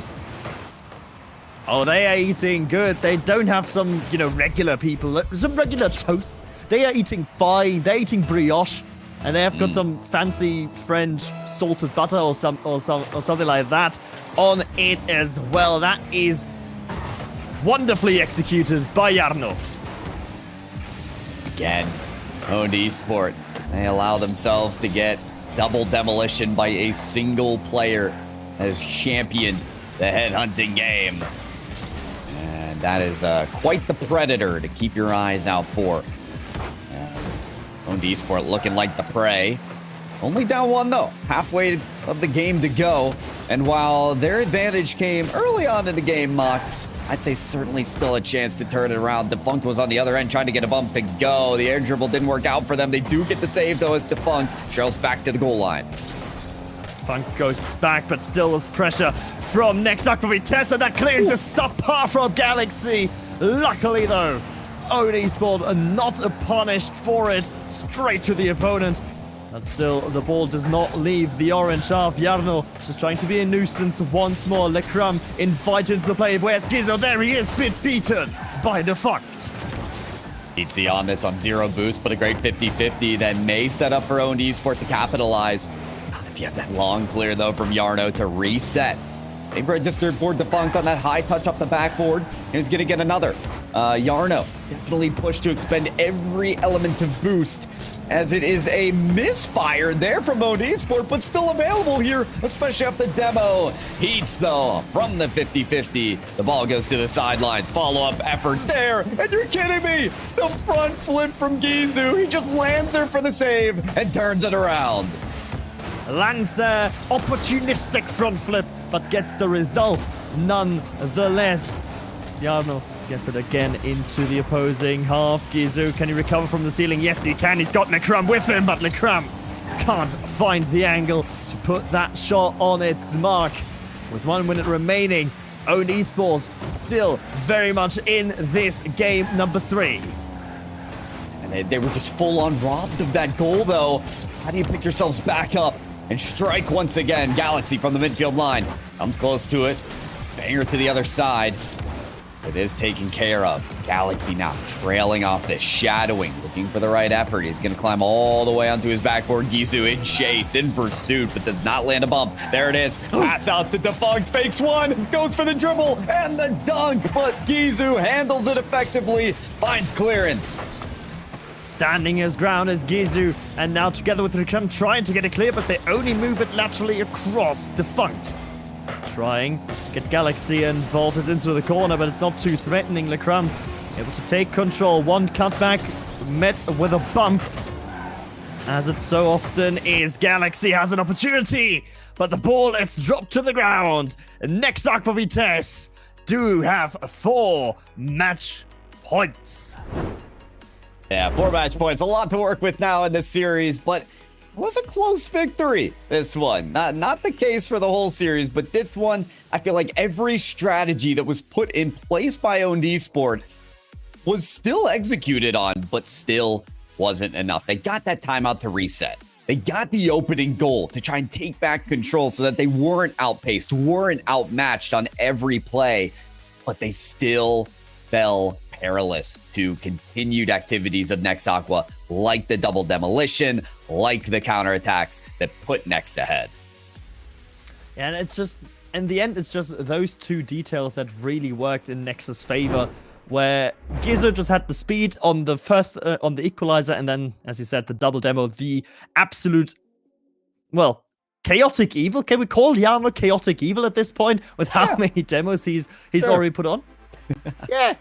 Yeah, I'm sure it's the owned chaotic esport evil. are looking at that player of Jarno and feeling like that is the evil side of Rocket League. You know, you can't have eyes in the back of your head all the time in Rocket League. You can only look at that backwards camera every now and then, and you're just haunted by the ever presence of Jarno coming for you on the demolition game. It's been a game changer of a strategy and a tactic for Next Aqua to give them the match point in game number 4, as we're hot off the heels of game number 3. As you said, Mocked, 4 match points available for Next in this series. 4 match points, and can Next book their second trip into a semi-finals? One nearly slipping through there on the defense of Own. Gizzo still lurking around. Galaxy gets one touch to get his second defunct, helping him out to get the ball out from under. But still, the defense from Own Esports at times just looks very, very panicky. Yano tries to mind game his way through, not succeeding. I'm not gonna lie, Galaxy scared me there. Was in perfect position to own goal on that effort, but put it above the crossbar, breathe, we're fine, we're good.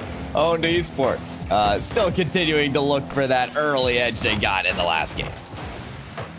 Trying to look for it, and now putting some pressure onto that blue net. It's going to be defended away, though. Yano to the other side. Lekram misses Heatsy. He's going to suffocate, or at least try to suffocate the defense. It doesn't need to. Defunct is there to dunk his way home to the lead. Credit to Defunct for staying in position off the potential misplay from Next Aqua, but these aren't unforced errors. Heat abandons the ball and goes for that bump. Really scares those defenders on the backboard from Next Aqua to even make a play on the ball. No way. What? The dunk of the century, Mark. What was this? Is that? Okay, that challenge is either really dumb or exceedingly smart. Oh, man. My initial thought would be the prior, but if it's stupid and it works, it ain't stupid. So I'm going with the latter. It is incredibly smart. Just go for it. No. And it clearly has rattled next Zachary Tess. Okay, I am now terrified to see what even happens in this game because all rule books and all strategies have been tossed away. What is going on here? Galaxy had that dunk play there. As I am now going to strip Yarno's title of Chaotic Evil and instead give it to Galaxy on that pre-jump read. That was truly devilish. But have we equalized just a bit here, Mocked, as the ball toes the midfield line? We have stabilized at least. I don't know if we equalized just yet, but certainly Owned Esports are taking a crack at the seemingly impossible. 2 goals in their favors, looking quite well indeed. But Gizzo might have something to say about it. Gizzo, he just needs to fake his way through, and there's the halving of the lead. Where's the reset button? I need this game to start over. I know. What are these shots that are going in? Calculated fake, bouncer to the top corner. And we start off from the kickoff again. And Next Aqua begin their climb back to this game with a unique goal. Unique, certainly. Doesn't matter how it came about, it certainly does not. If you're Next Aqua Test, you are not going to give a care in the world of how you're scoring. The only matter is that you're scoring. Deficit halved. Can they even get one step further? Gizzo with 50-50. Lekram looking for his comrade. Not able to find him. Yano keeping the ball alive. Yano, can he drop onto that one again? Defunct stands his ground. Heatsy does not. Dunked by Lekram. We all square. This is revenge right here from Lekram. He got his head dunked on earlier by Galaxy and says, you know what? I'm gonna do it too. Kind of stalls his momentum, then 0 to 60 on the wave dash dunk. Well done for Next Aqua to tie it up. It's good commitment, it's good perseverance shown by Next Aqua Test. They don't want to drag the series on longer than what they need. It needs what they feel like it needs to be. Get the equalizer, do show some fight, and now let's see how Owned Esports can respond. Gizzo getting it past the first and second line of defense. Galaxy dropping back. Defunct getting dunked. There's Lekram. Flip reset up high. Galaxy keeping the backboard his own territory. Oh, Gizzo finds Lekram. That is going to be Defunct to have to make the save here, but the ball's popped up here for Yarno. One touch onto the ceiling, a second downwards to the net. Galaxy does make a save, and Defunct has to carry out through this rotation as Heats is left alone on the goal line, but does make a stop. Lekram now from the ceiling loses control of the ball. Yarno trying to find a cheeky angle around, but having a difficult time of it. Still finds the bump. Yarno's always good for a bump and more. Gets the demolition. Galaxy has to slow down the play and regains control. It was again such a smart demo from Jarno as he opened up a lot of space, hoping that on the right wall, Lekram would force his way through Galaxy, but he did superbly to avoid that from happening. And now Defunct maybe paying him back. Defense holds for now, does hold again, Jarno. Across and out of danger. Out of danger, but Owned Esport, they are in the danger zone. 1 goal conceded here means their tournament lives are expended. And here comes Jarno to make that goal happen. 50-50, then working the goal line, steals that boost. Galaxy back on the ball, and it's contested by Gizu. Jarno immediately turns on this with the boost that he stole from earlier. Hits it up the ceiling. Gizu with a play off the backboard. That's met by Galaxy. Down to single digits here on the counterattack for Owned Esport. Defunct behind the ball, puts it in the midfield, and Gizu cuts it off. The last effort from Heats is denied by Jarno. And with that demolition, we will slow things down and ramp up the speed again for overtime. Overtime, number 1. It might be a short one, Jarno. Already there, Defunct beat him to it quickest to the loose ball as he's trying to dunk his way through Lekram once more. Gizzo. Long clear, and now there's Defunct in a prime spot. The shot, though, too high. Oh, Defunctor, that striker, make it happen in those opportunities. That goes too high, and you know in his head, he's like, I want that shot back. But if they concede a goal here, they're not going to get that chance again, not till next split. Lekram off the ceiling now. It's from the backboard. Defunct handles this.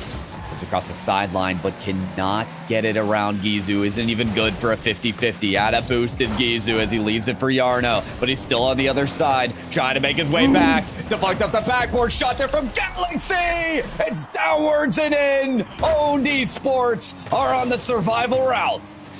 Owned Esports fighting for survival and getting the pre-flip over Lekram and then hunting Jarno in his own net. Take that off your own medicine.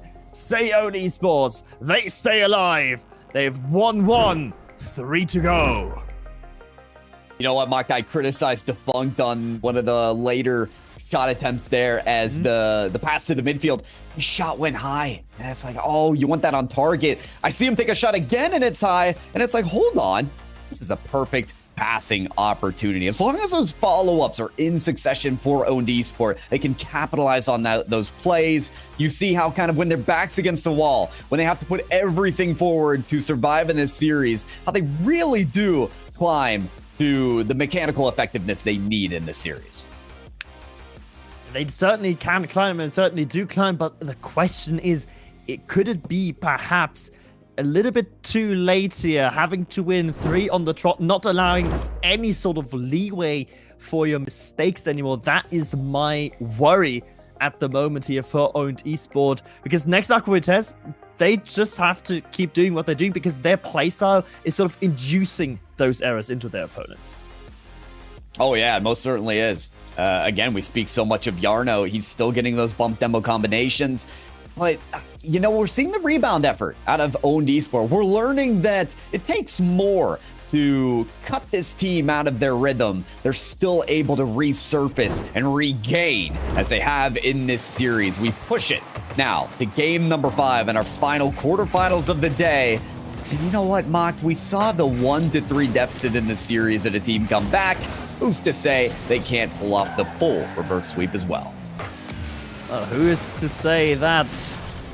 Statistics, probably. As overwhelmingly reverse sweeps are statistically very unlikely. But still, Owned Esports going to give it a shot. And 1 shot already fired on target. Galaxy gets a reset, a bit delayed. Jarno's first touch, not what we would have wanted. Well, this ball does go high. Gizu's going to leave it for Jarno. He's got a reset, and boy, does he use it. Eventually, cuts it back into the corner as Gizu has a lot more boost to utilize. They're not afraid to capture this ball in the corner. Speaking of in the corner, oh yeah, we've got a roll 1. Credit due to Heatsy and Lekram. This becomes the 2v2. The space becomes open and wide for the taking for Defunct. Oh, whoa, whoa, 2v2, and that's been won by Owned. So Rule 2 still is going to cause some issues for next Aqua Vitesse. 1 minute played, with 1 goal the lead of Owned Esports. I'm not going to take it up now. We can have a talk about the rule numbers later on after the game. How's I'm that just sound? so old. I'm so old. I'm OG. Yeah, always flexing your established 2015 title. I get it, Mark. You know, No, the 2016, bronze season 1 whatever. crown. That's more. That's Yeah, even all I better. hear is yapping. I want to see some shooting. All right, let's see it. Owned Esports. They've got their first goal. Trying to make this big comeback. And they're certainly going to do it if they take the bumps back to Yarno as they knock him off the play. Knock him off the play for now, but Lecram is going to have a second bite of the cherry. Gets a flip reset, but doesn't quite get it on target. Defunct can't get it to Galaxy. Heatsy is a bit out of position as well. Gizzo just fakes once more. Lecram to bully his way through. 1-1 equalized. Okay, there we go. Gizu, how about the setup for himself? Eventually abandons the ball, but the work has been done to effectively stay around the ball and create so many options for next Aqua. Owned Esport, they have to be prepared to react to literally anything, and it's tough to do that against a heat-seeking missile from Lecram. Seeking missile, and the fact of the matter, Lecram just being a little bit too thick to be removed from the play. Gizzo with a quick little shot out of midfield. Slightly too high. Defunct with a great demolition on Lecram. No follow-up, therefore, for next Aqua Vitesse. Gizzo certainly tries, but unfortunately for him, just gets that back pass. Next Aqua Vitesse have to move back and have to build it all once more from their own back line. It's there from Lecram, but with that low amount of boost, there's not much to work with. And eventually it does diffuse the effort from next. Pass out to Defunct, is taken to the goal line.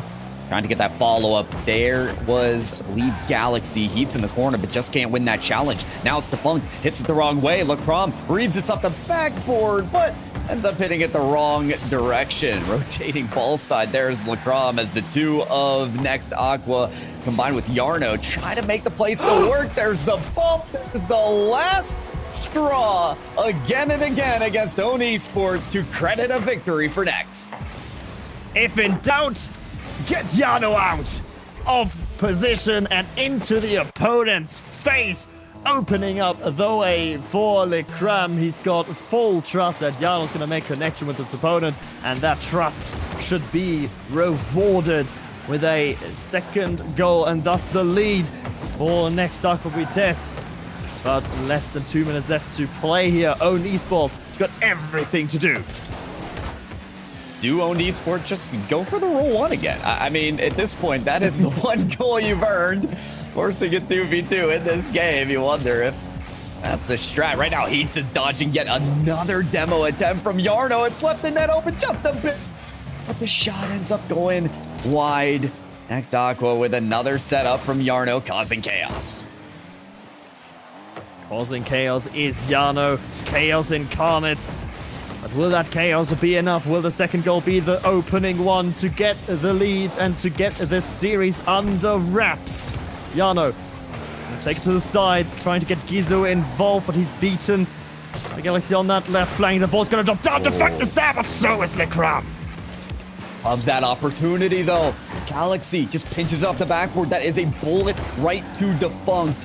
And it's going to take up that follow chance for Owned Esport to get this equalizer goal. Final minute here. Again, tournament lives on the line. They need a link up like that and still more against the defense of next. It's going to be increasingly difficult if the player behind the ball is going to be demoed, as Lecram just showed us here with that little demonstration. And time now ticking away as well for Owned Esports. Galaxy, he tries, gets it up high, Heatsy misses, and that's opening up Gizzo with a clear. Oh, here it is, wrapping around the corner. This can be the last attempt here for Owned Esport, but they've got to guard their own backline first. They can't do it. Yarno, the resident of the opponent's goal line, will also find a goal from that domain. He shall not be removed from his domain as he's going to maybe stamp a semi-finals ticket onto next Aqua Test as a Spanish kickoff being tried. It's not succeeding. Time ticking away. And with that, Own Esports, they may have improved time and time again, but improvement was not enough for a next Aqua Test that come back to the semi-finals.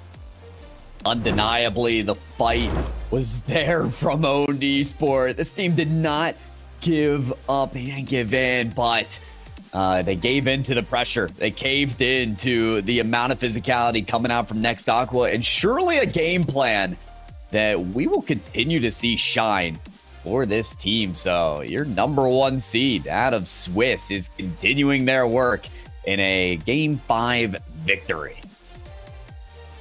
Well, we got something in between, guys. We had the 4-0 sweep, we had the Game 7, and now we have a 4-1. But Owned not managing to pull off what would have been a famous victory for them. Well played to Next. And I wonder, Pyro, to me, overall, it felt like a bit of an experience thing that Owned. It felt like they just lacked the experience at this late stage.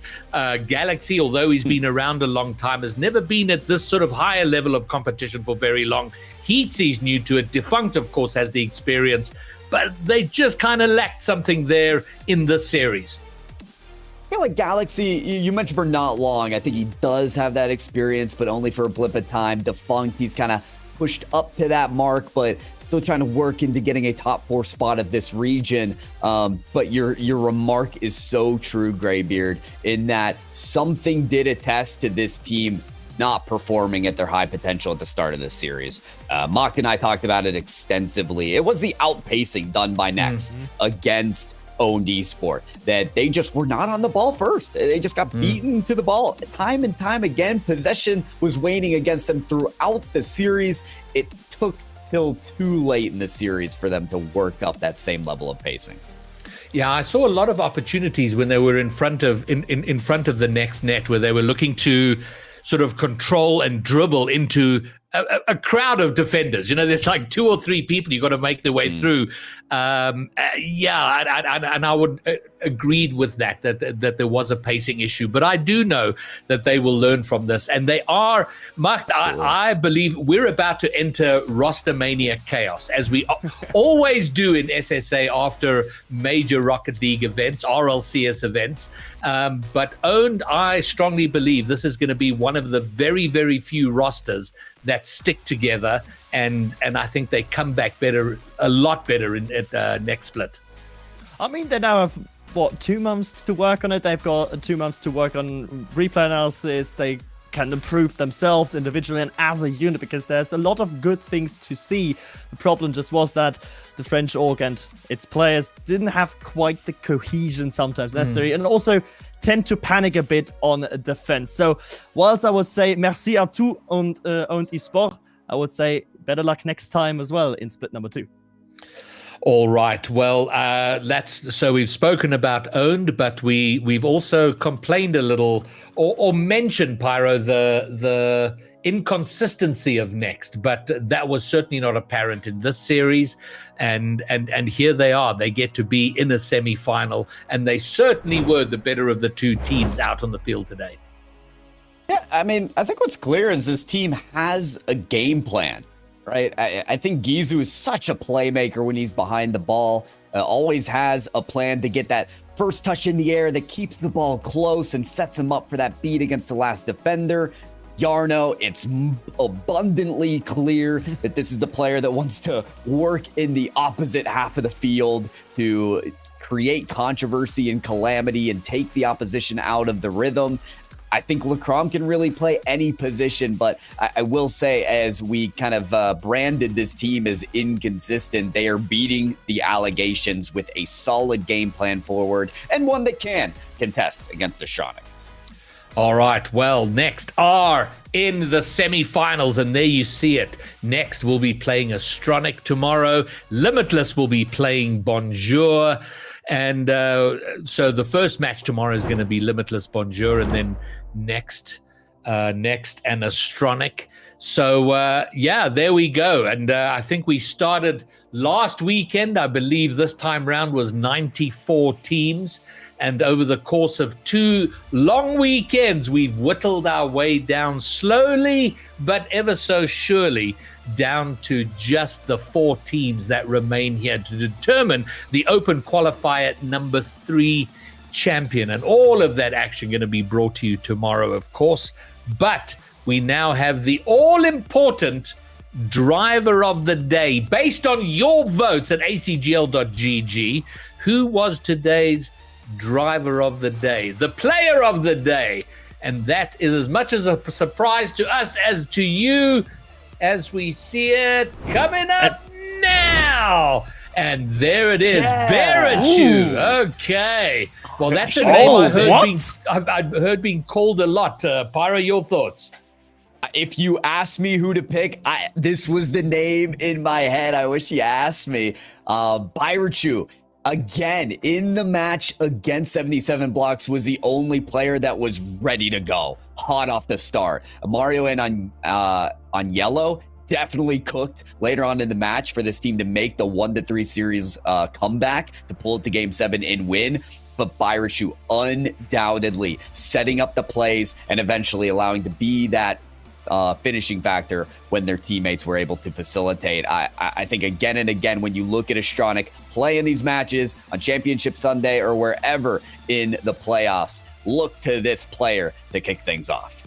I mean, and Macht, I got to interject. I got to interject. I got to interject. Berichu instrumental for Astronic, no questions asked. Like, absolutely vital. But Cam's was so good today in Bonjour series against Mongolia. Cam's had literally got 50% shot accuracy, 80% goal participation, and he got over 500 score per game. He scored like 2 goals per game as well. Yes, Cam's but did he have to come back in a 1-3 series to pull it to Game 7 and win? He dominated Mongolia. Do you know what he had going against him, Macht? And I'm inclined to agree with you. But Berichu had 7 games to establish his credentials. Cam just had the 4 because they swept. But maybe that should be a further argument in his favor. I mean, yeah, I'm not going to take it away from Berichu. He played fantastic and he was instrumental. My vote, but that's a great thing of personal opinions, right? Everyone just has a little bit of a different preference, and Berichu would have been my number 2 pick for sure, though. Fair enough, but a solid and deserved hat tip to Cam. But Berichu, congratulations to you for being the driver of the day. And that wraps up the Saturday portion of this Open Qualifier. The final day, Championship Sunday, is going to be tomorrow. 2 semifinals, 1 grand final, all of them best of 7, and we will bring every moment of that to you right here. And once again, I've got to give a big shout out to the ACGL crowd and Blank and Reggie, who do all the work in the production. Of course, the talent, who I have to say again are here regional after regional for passion and passion alone. And a shout out to Olympic making his debut here in the booth. He was terribly nervous, but I think he did a fantastic job. And then a very special shout out to our admins who had very little sleep and did a lot of very, very good work. And all of their work, as it often happens, is behind the scenes and not out in the public eye. So I just want to give them a hat tip. And Machtfish Pyro, thank you for being here. And of course, your boy Q will all be back tomorrow. But that wraps it up. All that's left of this entire split is the production tomorrow, Championship Sunday. Then we take a break. It's the chaos of LAN, and we're going to enjoy all the roster mania between the 2 splits. But for now, that's it from us. Peace.